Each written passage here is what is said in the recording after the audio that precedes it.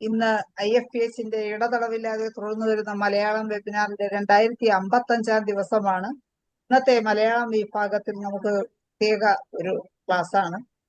ഇന്നത്തെ പ്രോഗ്രാം എന്ന് പറയുന്നത് മെഡിക്കൽ ഓഫീസർ ആകാൻ തയ്യാറെടുക്കുന്നവർക്ക് വേണ്ടിയുള്ള ഒരു അഭിമുഖമാണ്. ഇന്നത്തെ ക്ലാസ്സിലേക്ക് എത്തിയിരിക്കുന്ന എല്ലാ ബഹുമാന്യരായ ഡോക്ടേഴ്സിനും ഹോമിയോപ്പതി സ്നേഹികൾക്കും സ്റ്റുഡൻസിനും വളരെ സ്നേഹപൂർവ്വം IFPHന്റെ പേരിൽ സ്വാഗതം പറയുന്നു. ഒരു നിമിഷം ഈശ്വര പ്രാർത്ഥനയോടുകൂടി നമുക്ക് ഇന്നത്തെ ക്ലാസ് ആരംഭിക്കാം. നന്ദി. ഇന്നത്തെ ഈ പ്രത്യേക അഭിമുഖത്തിൽ പങ്കെടുക്കുന്നത് ഹോമിയോപ്പതി ഡിപ്പാർട്ട്മെന്റിൽ നിന്നും DMO വയനാട് ജില്ലയിൽ നിന്നും റിട്ടയർ ചെയ്ത ഡോക്ടർ IR അശോക് കുമാറാണ്. അദ്ദേഹം സക്സസ് ഗ്രൂപ്പ് എന്ന ഒരു ഓൺലൈൻ ക്ലാസ് മെഡിക്കൽ ഓഫീസർ ആകാനും അതുപോലുള്ള എക്സാമുകൾ അറ്റൻഡ് ചെയ്യാനും വേണ്ടി തയ്യാറെടുപ്പിക്കുന്ന ഒരു ക്ലാസ് നടത്തുന്നുണ്ട്. ആ ക്ലാസ്സിൽ തന്നെ പഠിച്ചു ചേർന്നിട്ടുള്ള ഒട്ടനവധി കുട്ടികൾക്ക് പല തസ്തികകളിലും പല ഡിപ്പാർട്ട്മെന്റുകളിലും ജോലി കിട്ടിയിട്ടുണ്ട്. അതിലൊരാളാണ് ഡോക്ടർ അഞ്ജു ശിവറാം. അപ്പോ IR അശോക് കുമാറും അഞ്ജു ശിവറാമും ഒന്നിച്ച് പങ്കെടുക്കുന്ന ഒരു അഭിമുഖമാണ് ഇന്നത്തെ മലയാള സെഷനിൽ നടക്കാൻ പോകുന്നത്. ഡോക്ടർ IR അശോക് കുമാറിനെ വളരെ സ്നേഹപൂർവ്വം ആദരപൂർവ്വവും IFPHന് വേണ്ടി സ്വാഗതം ചെയ്യുന്നു. അതുപോലെ ഡോക്ടർ അഞ്ജു ശിവറാമിനെയും വളരെ സ്നേഹപൂർവ്വം ഇന്നത്തെ സെഷനിലേക്ക് സ്വാഗതം ചെയ്യുന്നു. അഞ്ജു ശിവറാം എത്തിയിട്ടുണ്ടോ?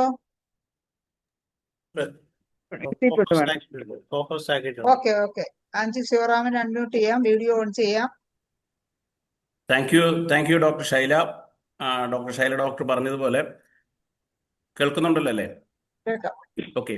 ശൈല ഡോക്ടർ പറഞ്ഞതുപോലെ IFPHന്റെ സൂം സെഷൻ പ്രധാനമായിട്ടും ക്ലിനിക്കൽ ക്ലാസ്സുകളും ഹോമിയോപ്പതി രംഗത്തെ പ്രശ്നങ്ങളും ഒക്കെ ചർച്ച ചെയ്യുന്ന ഒരു പരിപാടിയാണ്. അതിനിടയിൽ പുതിയ തലമുറയിലെ ഡോക്ടർമാർക്ക്, അതായത് ഹോമിയോപ്പതി മെഡിക്കൽ ഓഫീസർമാരാകാനായിട്ട് തയ്യാറെടുക്കുന്ന ഡോക്ടർമാർക്ക്, ഇല്ലെങ്കിൽ ഹോമിയോപ്പതിയിൽ ഒരു സ്ഥിരമായ ജോലി സംവിധാനം ഉണ്ടാകുവാനായിട്ട് താല്പര്യപ്പെടുന്ന ഡോക്ടർമാർക്ക് വേണ്ടി നമ്മൾ ഇടയ്ക്കൊക്കെ ആഴ്ചയിൽ ഒരു പ്രോഗ്രാം എന്നുള്ള രീതിയിലാണ്, എന്നാലും എല്ലാ ആഴ്ചയിലും ചെയ്യാൻ കഴിയാറില്ല, അവരെ ഒന്ന് മോട്ടിവേറ്റ് ചെയ്യുക, അവർക്ക് ഒരു വഴികാട്ടിയാകുക എന്നുള്ള രീതിയിലാണ് മെഡിക്കൽ ഓഫീസർമാരായി തയ്യാറെടുക്കുന്നവർക്ക് വേണ്ടി എന്നുള്ള പേരിൽ നമ്മളൊരു പദ്ധതി കഴിഞ്ഞ കുറച്ച് ദിവസങ്ങളായിട്ട് ചെയ്തു വരുന്നുണ്ട്. അപ്പോൾ ഇന്ന് കഴിഞ്ഞ 2022 വിളിച്ച് 2023 പരീക്ഷ നടത്തിയ 2023 ജൂൺ 26 ആയിരുന്നു ആ എക്സാം. അന്നത്തെ കേരള PSC ഗവൺമെന്റ് സർവീസിലേക്കുള്ള മെഡിക്കൽ ഓഫീസർമാർക്ക് വേണ്ടിയുള്ള ഏറ്റവും ലാസ്റ്റിൽ നടന്ന കേരള PSCയിൽ ആദ്യ റാങ്കിൽ വരികയും ഇപ്പോൾ മെഡിക്കൽ ഓഫീസറായിട്ട് വയനാട് ജില്ലയിലെ തവിഞ്ഞാൽ ഗവൺമെന്റ് ഹോമിയോ ഡിസ്പെൻസറിയിൽ വർക്ക് ചെയ്യുകയും ചെയ്യുന്ന ഡോക്ടർ അഞ്ജു ശിവറാം ആണ് ഇന്ന് നമ്മളോടൊപ്പം അതിഥിയായിട്ട് ഇവിടെ പങ്കെടുക്കുന്നത്.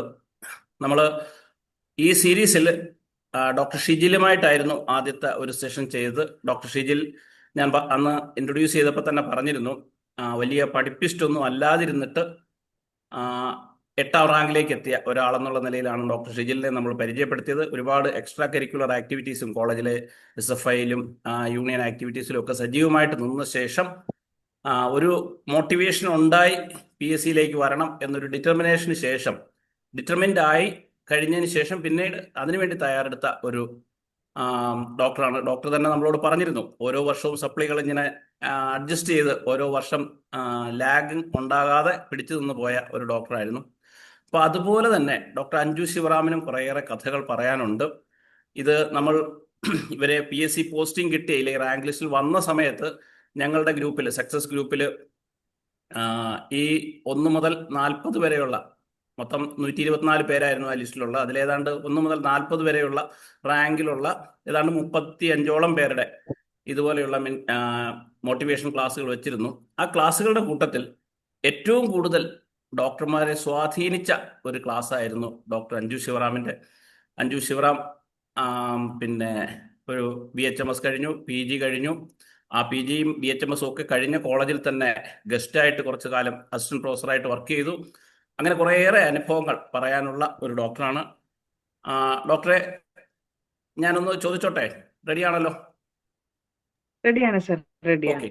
അപ്പോൾ അഞ്ജു ശിവറാം ഡോക്ടർ ഏത് വർഷമാണ്? ഡോക്ടർ വയനാട് ജില്ലയിൽ നിന്നുള്ള ഡോക്ടറാണ്. ഒരുപാട് പേർക്ക് ഇവിടെ ഇരിക്കുന്ന ഒരുപാട് പേർക്ക് അഞ്ജു ഡോക്ടറെ അറിയാമായിരിക്കണം. കാര്യം അഞ്ജു ഡോക്ടർ പഠിപ്പിച്ചിട്ടുള്ളവരും ഒക്കെ ഈ കൂട്ടത്തിലുണ്ടാകാം. അപ്പോൾ ഏത് വർഷമാണ് BHMSന് കോഴിക്കോടേക്ക് ജോയിൻ ചെയ്യുന്നത്? സാറേ, ഞാൻ കോഴിക്കോടല്ല, ഞാൻ കോട്ടയം ഹോമിയോ മെഡിക്കൽ കോട്ടയം. കോളേജിലാണ് ഓക്കെ. BHMS പഠിച്ചത്. ഓക്കെ. 2008 ഒക്ടോബർ മാസമാണ്. അന്ന് MD യൂണിവേഴ്സിറ്റിന്റെ കീഴിലായതുകൊണ്ട് 2015 ഞങ്ങളുടെ ബാച്ച് പാസ് ഔട്ട് ആയത്, ഇന്റേൺഷിപ്പ് കൂടെ കംപ്ലീറ്റ് ആയിട്ട്. ഞാൻ പഠിച്ചത് കോട്ടയം ഹോമിയോ മെഡിക്കൽ കോളേജിലെ ആ ബാച്ചിലാണ് ഞാൻ ആതുരാശ്രമം NSS ഹോമിയോ അതെ മെഡിക്കൽ കോളേജ്. ഓക്കെ. അതെ സാറേ, അതെ. അത് കഴിഞ്ഞ് 15 പാസ് ഔട്ട് ആയി. അതെ സാറേ, 15 പാസ് ഔട്ട് ആയി.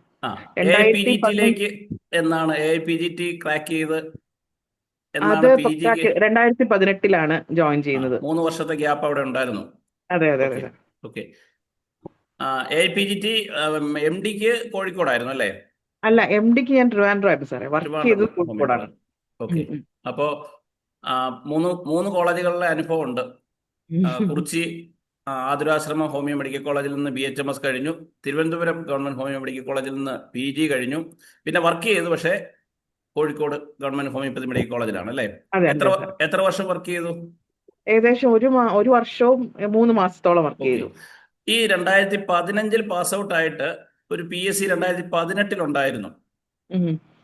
അതിനെന്തായിരുന്നു? അത് താല്പര്യത്തോടെ എഴുതിയില്ലയോ? എന്താണ് സംഭവിച്ചത്? സാറേ, ഞാൻ ടെമ്പററി പോസ്റ്റില് വയനാട് ജില്ലയിൽ ഒരു മൊബൈൽ യൂണിറ്റ് ഉണ്ടായിരുന്നു.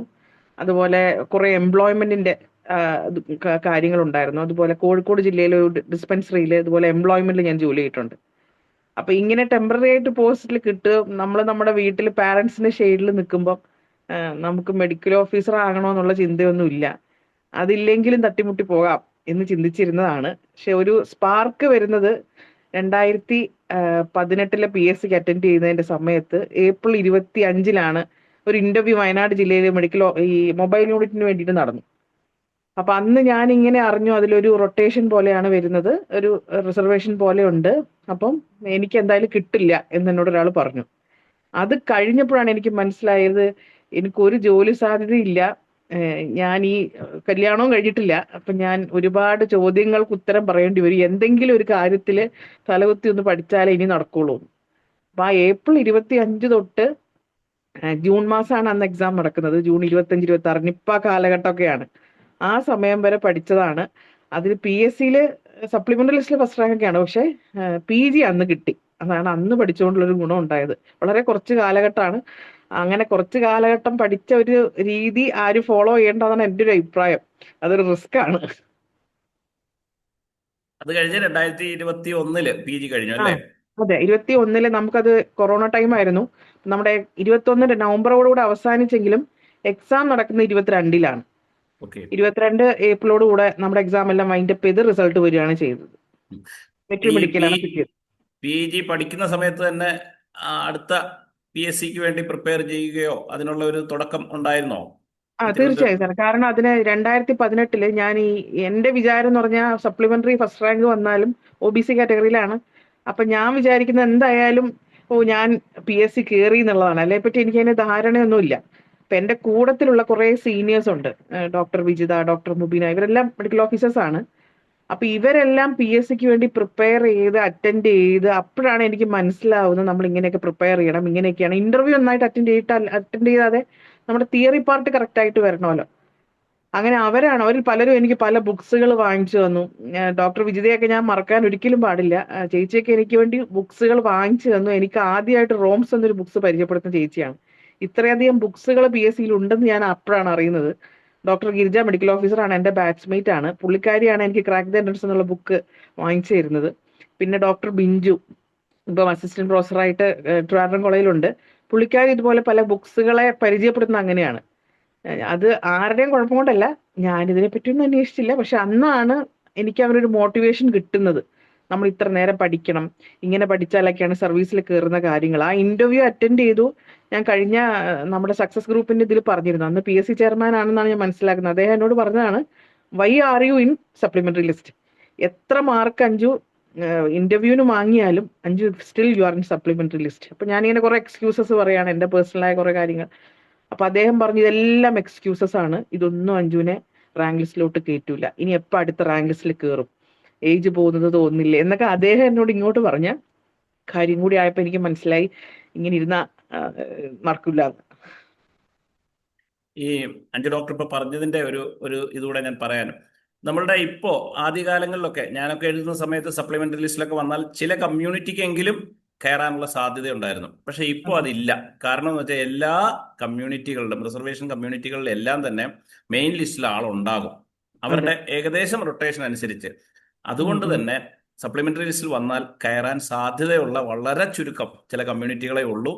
അതുപോലെ തന്നെ ഡോക്ടർ ഇപ്പോൾ അവസാനം പറഞ്ഞ കാര്യം, സപ്ലിമെന്ററി ലിസ്റ്റിൽ വന്ന ശേഷം ഇന്റർവ്യൂവിന് എത്ര മാർക്ക് കിട്ടിയാലും, ഫുൾ മാർക്ക് കിട്ടിയാലും അവരെ സപ്ലിമെന്ററി ലിസ്റ്റിലേ പരിഗണിക്കത്തുള്ളൂ. നമ്മുടെ ചില ഡോക്ടേഴ്സിന് അറിയാത്തൊരു കാര്യമാണ്, സപ്ലിമെന്ററി ലിസ്റ്റിൽ വന്ന് നന്നായിട്ട് പെർഫോം ചെയ്താൽ മെയിൻ ലിസ്റ്റിലേക്ക് കയറുമെന്നും, മെയിൻ ലിസ്റ്റിലുള്ളവർ മോശമായി പോയ സപ്ലിമെന്ററി, അങ്ങനെ ഒരിക്കലും സംഭവിക്കത്തില്ല. മെയിൻ ലിസ്റ്റിലുള്ളവർ എപ്പോഴും മെയിൻ ലിസ്റ്റിൽ തന്നെ ഉണ്ടാകും. ഇന്റർവ്യൂവിൽ മാർക്കിനനുസരിച്ച് താഴോട്ടോ മുകളിലോട്ടോ പോകാൻ സാധ്യതയുണ്ട്. പക്ഷേ സപ്ലിമെന്ററി ലിസ്റ്റിൽ വന്നാൽ എത്ര പെർഫോം ചെയ്താലും സപ്ലിമെന്ററി ലിസ്റ്റിൽ 1ാം റാങ്ക് ആകാം എന്നല്ലാതെ മെയിൻ ലിസ്റ്റിലേക്ക് കയറാനുള്ള സാധ്യതയില്ല. കുറച്ച് പേര് ഇന്റർവ്യൂവിലെ PSC പരീക്ഷ എഴുതാനുള്ളവരുള്ളത് കൊണ്ടാണ് ഞാൻ അക്കാര്യം ഒന്ന് ആഡ് ചെയ്തത്. അപ്പോൾ 2021 മുതൽ അല്ലെങ്കിൽ 2022 മുതൽ പഠിത്തം കാര്യമായിട്ട് തുടങ്ങി, അങ്ങനെയാണോ? അതെ സാറേ, ഞാൻ ആദ്യമായിട്ട് ജോയിൻ ചെയ്ത സക്സസ് ഗ്രൂപ്പിൽ തന്നെയാണ്. സാർ ഓർക്കുന്നുണ്ടോ എനിക്കല്ല, ഒരു നവംബർ മാസത്തിലാണ്, അതെനിക്ക് തോന്നുന്നു ഒക്ടോബർ മാസത്തോടൊക്കെ ക്ലാസ് തുടങ്ങിയിട്ടുണ്ട്, ഞാൻ അറിഞ്ഞില്ല. ഞാൻ ജോയിൻ ചെയ്തത് നവംബർ മാസത്തിലാണ്. അതിൽ സാറാണോ ആരോ എന്നോട് പേഴ്സണലി ചോദിച്ചതാണ് FMTയുടെ ക്ലാസ് എടുക്കാവോ എന്ന് ചോദിച്ചിരുന്നു. അതിലാണ് തുടങ്ങുന്നത്. ഞാൻ തന്നെയാണെന്ന് തോന്നുന്നു. ഡോക്ടറാണ്. ഈ FMT ഒക്കെ എടുക്കാൻ പൊതുവെ ആള് കുറവായിരുന്നു, ബാക്കി സബ്ജക്റ്റുകൾക്കൊക്കെ ആളുണ്ട്. അപ്പൊ ഫോറൻസിക് മെഡിസിൻ എടുക്കുന്ന അപ്പൊ ഡോക്ടർ ആൾറെഡി എനിക്ക് തോന്നുന്നു ടോക്സിക്കോളജി ഒക്കെ പ്രിപ്പയർഡ് ആണ്, സ്ലൈഡ് ഉണ്ട്, ഞാൻ എടുത്തോളാം എന്നിങ്ങനെ പറഞ്ഞു. അങ്ങനെയാണ് എനിക്കും എൻ്റെ ആദ്യത്തെ ഓർമ്മ എങ്ങനെയാണ് ഡോക്ടർ ഫോറൻസിക് മെഡിസിന്റെ ക്ലാസ്സുകൾ എടുത്ത് ടോക്സിക്കോളജി പ്രത്യേകിച്ച് എടുത്ത് തുടങ്ങിയതായിട്ട്. അത് നവംബർ എന്ന് പറഞ്ഞാൽ അത്ര ലേറ്റ് ഒന്നും അല്ല. കാര്യം ഞാൻ സർവീസിൽ നിന്ന് ഇറങ്ങുന്നത് 2022 ജൂലൈ 31-നാണ്. അന്നാണ് നമ്മുടെ സക്സസ് ഗ്രൂപ്പ് ആരംഭിക്കുന്നത്. പക്ഷെ അന്നൊന്നും ഒരു PSC വിളിക്കുമെന്നൊരു പ്രതീക്ഷയൊന്നുമില്ല. പക്ഷെ ഞാൻ പറഞ്ഞിരുന്നു 2023 ഒരു പരീക്ഷ ഉണ്ടാകും. അങ്ങനെയാണ് നമ്മൾ സക്സസ് 23 എന്നായിരുന്നു ആ ഗ്രൂപ്പിന്റെ പേര് തന്നെ. അന്ന് എനിക്ക് തോന്നുന്നത് മറ്റ് ചില സംഘടനക്കാരൊക്കെ അതിനെ കളിയാക്കുകയും ചെയ്തു. 23-ലൊന്നും ഒരു PSC വരാൻ പോകുന്നില്ല, അത് അശോക് കുമാറിന്റെ ഒരു നമ്പർ ആണെന്നൊന്ന് പറഞ്ഞിരുന്നു. പക്ഷെ വലിയ താമസമില്ലാതെ ഏതാണ്ട് 2022 ഒക്ടോബറോ നവംബറോ ആയപ്പോൾ PSC വിളിക്കുകയും ചെയ്തു. അതെ, നമ്മുടെ ഗ്രൂപ്പ് തുടങ്ങി 2-3 മാസത്തിനകത്ത് വിളിക്കുകയും ചെയ്തു. അപ്പോഴത്തേക്ക് ഗ്രൂപ്പ് പെട്ടെന്ന് അങ്ങ് സജീവമായി. 1000-ഓളം ആദ്യമൊക്കെ നമ്മുടെ ഗ്രൂപ്പ് തുടങ്ങുമ്പോൾ വെറും 250 പേരായിരുന്നു ഒരു ഗ്രൂപ്പിന്റെ കപ്പാസിറ്റി. പിന്നെ വാട്സപ്പ് തന്നെ നമ്മുടെ ഇതുകൊണ്ടല്ല, മറ്റെന്തോ കാരണം കൊണ്ട് അത് 500 ആക്കി, പിന്നീട് അത് 1000 ആക്കി. ഈ 500 ആക്കിയപ്പോൾ നമ്മൾ 500-ലെത്തി, 1000 ആക്കിയപ്പോൾ നമ്മൾ 1000-ലേക്ക് എത്തി. ക്ലാസ്സുകൾ സജീവമായിട്ട് തുടങ്ങുകയും ചെയ്തു. അതാണ് സംഭവിച്ചത്. ബാക്കി ഡോക്ടറുടെ പ്രിപ്പറേഷന്റെ രീതികളും, ഡോക്ടർക്ക് ഈ പറഞ്ഞതുപോലെ കൂട്ടുകാരികളും ചേച്ചിമാരുടെയൊക്കെ കാര്യം പറഞ്ഞു, അതുപോലെ ഡോക്ടറെ ഹെൽപ്പ് ചെയ്തവരുടെ കാര്യങ്ങളും ഒക്കെ ഒന്ന് ബ്രീഫായിട്ടൊന്ന് പറഞ്ഞോളൂ, എല്ലാവർക്കും അതൊരു മോട്ടിവേഷൻ ആകട്ടെ. ഓക്കെ, ഞാന് 2018-ലെ കാര്യം പറഞ്ഞു. കാരണം കാര്യം പറയുന്നത് എനിക്ക് ഒരുപക്ഷെ എൻ്റെ ഈ ക്ലാസ് കേൾക്കുമ്പോൾ ഒരു 80% പ്രിപ്പയർഡ് ആയിരിക്കാം, എന്നാലും പ്രിപ്പയർഡ് ആവാത്ത എന്നെ പോലെ നടന്ന ഒരാളുടെ കഥയെ എനിക്ക് പറയാൻ അറിയുള്ളൂ. എൻ്റെ ഭാഗത്ത് വെച്ചിട്ടാണ് പറയുന്നത്. 2018-ലെ PSCക്ക് വേണ്ടി ഞാൻ പറഞ്ഞല്ലോ, ഏപ്രിൽ 2025 അന്ന് PHFന്റെ ഒരു ബുക്സും ഒക്കെ ആയിട്ട് ആദ്യമായിട്ട് തുടങ്ങുന്നത്. IHMയുടെ ക്ലാസ്സിന് ഞാൻ 2-3 ക്ലാസ്സിന് പോയി. അപ്പൊ എന്റെ വിചാരം ഹോമിയോപ്പതി സബ്ജക്ട്സ് മാത്രം പഠിച്ചാൽ മതി, അതിൽ തന്നെ നമുക്ക് മാക്സിമം ക്വസ്റ്റ്യൻ ടാക്കിൾ ചെയ്യാം. പക്ഷെ പിന്നീട് ആ 2018-ലെ ക്വസ്റ്റ്യൻ പേപ്പർ കണ്ടപ്പോഴാണ് എനിക്ക് മനസ്സിലായത് ഈക്വൽ ഇമ്പോർട്ടൻസ് എല്ലാ സബ്ജക്ട്സിനും ഉണ്ട്. നമ്മളൊന്നും വേണ്ടാന്ന് വെക്കാൻ പറ്റില്ല. ഹോമിയോപ്പതി സബ്ജക്ട്സ് നിർബന്ധമായും വേണം, കാരണം അതെല്ലാവരും അറ്റൻഡ് ചെയ്യും എന്നൊക്കെയുള്ള വിഷയം പഠിക്കുന്നത്. ടു ബി ഓണസ്റ്റ്, എന്താണ് അഡ്വൈസ്, എന്താണ് അപ്പോയിന്റ്മെന്റ് എന്ന് പോലും അന്ന് എനിക്ക് വാസ്തവത്തിൽ അറിയില്ലായിരുന്നു. അത് നാണക്കേടായിട്ടൊന്നും ഞാൻ പറയുന്നത്, ഞാൻ ഉള്ള കാര്യം ഉള്ളതുപോലെ പറയാണ്. അപ്പൊ കിട്ടാതായപ്പോ ഇവരെല്ലാം ഇന്റർവ്യൂവിന് പോയി, അവരെല്ലാം സർവീസിലേക്ക് കയറിയപ്പോ എനിക്ക് മനസ്സിലായി ഒരു തടസ്സവും അന്ന് എനിക്ക് പറയാനില്ല. പേഴ്സണലി ഒരു പ്രശ്നങ്ങളും ഇല്ല. എന്നിട്ട് ഞാൻ പഠിക്കാതിരുന്നതിൽ എനിക്ക് എന്നോട് തന്നെ ഒരു ഷെയിം തോന്നിയതാണ് സത്യത്തില്. അതാണ് ആദ്യത്തെ ഒരു സീക്വൻസ്. പിന്നെ കുറച്ചു കാലം PGക്ക് ജോയിൻ ചെയ്യുന്നത് നവംബർ 14-നാണ്. അതുവരെ ഞാനിവിടെ വയനാട്ടിലെ മൊബൈൽ യൂണിറ്റിൽ വർക്ക് ചെയ്യുന്നുണ്ടായിരുന്നു. അപ്പൊ നമുക്ക് എല്ലാവർക്കും ഒരേ സബ്ജക്റ്റ് എന്നിരിക്കെ നമ്മൾ പ്രിപ്പയർ ചെയ്യാത്ത നമ്മുടെ മാത്രം കുഴപ്പം കൊണ്ടാണെന്ന് വ്യക്തമായിട്ട് അന്ന് എനിക്ക് ധാരണ ഉണ്ടായി. ഇനി പോയി കഴിഞ്ഞാൽ ഏജ് ബാർ വരുമോ എന്നുള്ളൊരു ചിന്തയും അതിനെക്കുറിച്ച് ഞാൻ കൂടുതൽ മനസ്സിലാക്കാനിടയാ എന്നുള്ളതാണ്. 2000 കുറെ ഡെയിലി വേജസിന് വരുമ്പോൾ നമുക്ക് ഈ മൊബൈൽ യൂണിറ്റ് പൊതുവെ വയനാട്ടിൽ ഭയങ്കര രസമുള്ള ഒരു കാര്യം, പല സ്ഥലങ്ങൾ കാണാം, നമുക്ക് വളരെ എന്റർടൈനിങ് ആ. അതിലങ്ങ് ഒതുങ്ങി പോകുന്നതിന് പകരം ഇങ്ങനെ ഒരു ഇന്റർവ്യൂ വന്നു, അത് കിട്ടൂല എന്ന് മനസ്സിലാക്കിയപ്പോഴാണ് എനിക്കതിന്റെ ഒരു യഥാർത്ഥ പ്രശ്നത്തിലോട്ട് ഞാൻ ഫേസ് ചെയ്യുന്നതും ഫോക്കസ് ചെയ്യുന്നതും.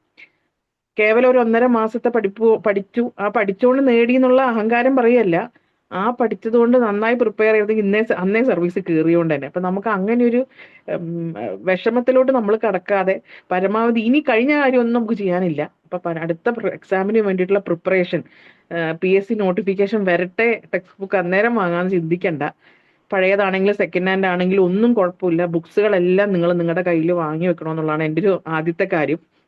പിന്നെ ഈ PG കയറി കഴിഞ്ഞപ്പം നമ്മൾ പല ബുക്സുകളെ പരിചയപ്പെട്ടു. അത് എനിക്ക് പലരും എന്നോട് ചോദിക്കാറുണ്ട്, എന്തിപ്പോ PGക്ക് എന്താണ് ഗുണം, വേക്കൻസി ഇല്ലല്ലോ അസിസ്റ്റന്റ് പ്രൊഫസർ ആയിട്ട് എന്നൊക്കെ ചോദിക്കാറുണ്ട്.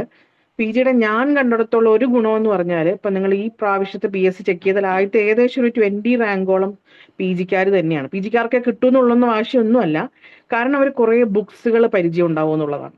ഒത്തിരി ബുക്സുകൾ, ഒത്തിരി സീനിയേഴ്സ്, ഒത്തിരി ടീച്ചേഴ്സ്, അവരുമായിട്ടൊക്കെ നമ്മൾ മിങ്കിൾ ചെയ്യുമ്പോൾ നമ്മൾ കുറച്ചുകൂടെ ആ സബ്ജക്റ്റിലാണ്. അപ്പൊ നമുക്കൊരു സ്റ്റെപ്പ്, വളരെ കുറച്ച് സ്റ്റെപ്പ്. എൻ്റെ മെട്രിമീഡിയക്ക് ആയതുകൊണ്ട് വാസ്തവത്തിൽ ഞാൻ മെട്രിമീഡിയക്ക് വളരെ കുറച്ച് ഈ എക്സാമിന് പഠിച്ചുള്ളൂ. അത് അഹങ്കാരം കൊണ്ടല്ല, നമുക്കത് കുറെ കൂടെയൊക്കെ നമ്മൾ യൂസ്ഡ് ആയ ഒരു സബ്ജക്റ്റിൽ നിന്നും വളരെ കുറച്ച് മതി അതിലേക്കുള്ള എഫോർട്ട്. പിന്നെ PM ആണെങ്കിലും നമ്മളൊന്ന് എവിടെയെങ്കിലൊക്കെ ടച്ച് ചെയ്തിട്ടുണ്ടാവും. അപ്പൊ അതുകൊണ്ട് അതൊരു ഗുണമാണെന്നാണ് PGയുടെ കാര്യത്തിൽ എന്ന് പറഞ്ഞ് PG കിട്ടിയ എല്ലാവർക്കുമേ PSC കിട്ടുള്ളൂ എന്ന് PSC ഒരു മാനദണ്ഡമേ വെച്ചിട്ടില്ല. പക്ഷെ ഇതിനൊരു പോസിബിലിറ്റി ഞാൻ പറഞ്ഞതേ ഉള്ളൂ. പിന്നെ എനിക്ക് തോന്നുന്നു ചെറിയ നമ്മുടെ സ്വപ്നങ്ങൾ കാണുന്നത് നടക്കും, അതില് എന്താണ് ലോജിക്കുന്ന അറിയില്ല. നമ്മള് അബ്ദുൽ കലാം പറഞ്ഞതുപോലെ നമ്മൾ സ്വപ്നങ്ങൾക്ക് ചിറക് കൊടുക്കണം. നമ്മൾ ഉറങ്ങുമ്പോൾ കാണുന്നതല്ല സ്വപ്നം, നമ്മൾ ഉണർന്നിരിക്കുമ്പോൾ കാണുന്നതാണ് സ്വപ്നം എന്ന് അദ്ദേഹം പറഞ്ഞൊരു വാക്ക് ഞാൻ കടമെടുക്കുകയാണ്. അത് തന്നെയാണ് എനിക്കും പറയാനുള്ളത്. ചെറിയ കൊച്ചു നോട്ട്ബുക്സിലൊക്കെ ആണെങ്കിൽ ഞാൻ ഇങ്ങനെ എഴുതി വെക്കാറുണ്ട്. ഇപ്പൊ ഞാനത് ഫോട്ടോ വേണമെങ്കിൽ കാണിച്ചു തരാം. മോട്ടിവേഷണൽ സ്പീക്കർ ആകും, MOPSC ആവും എന്നൊക്കെ പറഞ്ഞ് ഞാൻ ബുക്സിൽ എഴുതി വെച്ചിട്ടുണ്ടായിരുന്നു. അപ്പൊ ഞാൻ അന്നൊക്കെ ഇത് കാണുമ്പോൾ, നടക്കാതിരുന്ന കാലത്ത് കാണുമ്പോൾ ചിരി വരുമായിരുന്നെങ്കിലും ഇന്ന് കാണുമ്പോൾ അതങ്ങനെ നടന്നു എന്ന് ഓർക്കുന്നത്, എന്നെ പോലെ ഒരു ആവറേജ് സ്റ്റുഡന്റ് ആണ് ഞാൻ, അല്ലെങ്കിൽ ഒരു എക്സ്ട്രാ ഓർഡിനറി ബ്രില്യന്റ് ആയിട്ടുള്ള ആളെന്നോ, അല്ലെ എന്റെ ടീച്ചേഴ്സ് എന്നെ കാണുമ്പോൾ Anju you will become assistant professor for sure എന്നോ അങ്ങനെയൊന്നും എന്നോട് ആരും പറഞ്ഞിട്ടില്ല. ഹാർഡ് വർക്ക് ചെയ്യണം, മടി കൂടാതെ പഠിക്കണം എന്ന് പറഞ്ഞ കാര്യങ്ങളെ എനിക്കുള്ളൂ. പിന്നെ എനിക്ക് അതായത് 2020 ആദ്യത്തെ PSCക്ക് എൻ്റെ കൂടുതൽ എനിക്ക് ഏറ്റവും സപ്പോർട്ട് എൻ്റെ അമ്മയായിരുന്നു. എൻ്റെ ഫ്രണ്ട്സിനോടൊപ്പം വിവാഹം കഴിഞ്ഞ് കഴിഞ്ഞിട്ട് പിന്നെ എൻ്റെ സപ്പോർട്ട് കൂടുതൽ എൻ്റെ ഹസ്ബൻഡാണ്. അദ്ദേഹം എന്നോട് പറയും എന്തായാലും കിട്ടും, ശ്രമിക്കണം, പഠിച്ചാൽ തീർച്ചയായും കിട്ടും എന്ന് പുള്ളി പറഞ്ഞതല്ലാതെ ആരും എന്നോട് ഉള്ള കാര്യം പറഞ്ഞാൽ നിനക്ക് കഴിവുണ്ട് കിട്ടും എന്ന് പറഞ്ഞവരൊക്കെ വളരെ ചുരുക്കമുള്ളൂ. ഞാൻ ഈ കാര്യം എടുത്തു പറയുന്നത് ആരെയും നമ്മൾ ഇൻസൾട്ട് ചെയ്യാൻ വേണ്ടിയിട്ടല്ല. നമ്മുടെ കഴിവുകളൊന്നും അല്ല PSC നോക്കുന്നത്. എല്ലാവർക്കും, ഞാൻ മുമ്പത്തെ വീഡിയോ പറഞ്ഞു, എല്ലാവർക്കും സെയിം സിലബസ് ആണ്. ഈ സിലബസ് നമ്മൾ ഒന്ന് ബ്രഷപ്പ് ചെയ്യുക, ഒരു MCQ രീതിയിൽ പോവുക എന്നുള്ളതാണ്. പിന്നെ അന്ന് വാങ്ങിയ ബുക്സുകൾ എന്നോട് ഒരുപാട് പേര് ചോദിക്കാറുണ്ട്. ഒന്ന് റോംസിന്റെ ടെക്സ്റ്റ് ബുക്കാണ്, പിന്നെ ക്രാക്ക് ദ എൻട്രൻസ് എന്ന് പറയുന്ന ടെക്സ്റ്റ് ബുക്ക് എല്ലാവരുടെ കയ്യിൽ ഇപ്പോൾ ഉണ്ട്. ക്രാക്ക് ദ എൻട്രൻസ് എന്ന് പറയുന്ന മെട്രിമീഡിയയുടെ MCQs മാത്രമായിട്ടുള്ള നല്ലൊരു ബുക്കാണത്. അത് നമുക്ക് മെട്രിമീഡിയയുടെ എല്ലാ ടൈപ്പ് ഓഫ് ക്വസ്റ്റ്യൻസിനെ അറ്റൻഡ് ചെയ്യാൻ പറ്റുന്ന ഒരു ബുക്കാണ്. പിന്നെ ഞാൻ വാങ്ങി സെൽഫ് അസസ്മെന്റിന്റെ ഒരു ടെക്സ്റ്റ് ബുക്കാണ് മുദിത് ഖന്ന എന്ന് പറയും. ഇപ്പൊ എനിക്കത് ആമസോണിൽ കിട്ടുമെന്നൊരു സംശയമുണ്ട്. അന്ന് ഞാൻ ഗ്രൂപ്പിൽ പറഞ്ഞിരുന്നെങ്കിലും പലപ്പോഴും മുദിത് ഖന്നയുടെ ടെക്സ്റ്റ് ബുക്ക് കിട്ടാൻ ഇച്ചിരി പാടാണ്. പക്ഷെ അതിന്റെ PDF കിട്ടുന്നുണ്ട്. അപ്പൊ മുദിത് ഖന്നയുടെ ഒരു സെൽഫ് അസസ്മെന്റ് ബുക്ക് ഉണ്ട്. അതിന്റെ ഗുണം എന്താന്ന് വെച്ചാൽ, ഇപ്പോൾ നമ്മളൊരു സിസ്റ്റം എടുക്കുകയാണ്, ഇപ്പോൾ കാർഡിയോളജി എന്ന് പറഞ്ഞൊരു ബുക്ക് എടുക്കുകയാണ്, ആ കാർഡിയോളജിന്റെ സെക്ഷനിൽ മുഴുവനുള്ള അവരൊരു വാസ്റ്റ് ആയിട്ട് ഒരു എക്സ്പ്ലനേഷൻ തരുന്നു. പല വർഷങ്ങളിൽ UPSC ചോദിച്ചാൽ അതിന്റെ ക്വസ്റ്റ്യൻസ് അതിന്റെ അപ്പുറത്തെ സൈഡിൽ തരുന്നു. ഇത് പറഞ്ഞു വരുമ്പോൾ ഒരുപാട് കാര്യങ്ങൾ ഉണ്ടാവും, പക്ഷെ നമ്മൾ അത് വായിച്ചു കഴിഞ്ഞാൽ ഒരു ക്വസ്റ്റ്യൻ പോലും സ്കിപ്പ് ആവില്ല എന്നുള്ളതാണ്. അത് അതിൻ്റെ ഒരു വലിയതാണ്. പ്രത്യേകിച്ച് ഇന്റർവ്യൂ ഒക്കെ വരുമ്പോഴത്തേക്ക് നമ്മൾ വളരെ യൂസ്ഫുൾ ആണ്. അപ്പൊ ആ ടെക്സ്റ്റ് ബുക്ക് സെക്കൻഡ് ഹാൻഡ് ആണെങ്കിലും കുഴപ്പമില്ല, PDF നിങ്ങൾക്ക് കിട്ടും, അതൊന്ന് പ്രിന്റ് ഔട്ട് എടുത്താൽ പോലും കുഴപ്പമില്ല എന്നാണ് എനിക്ക് പറയാനുള്ളത്.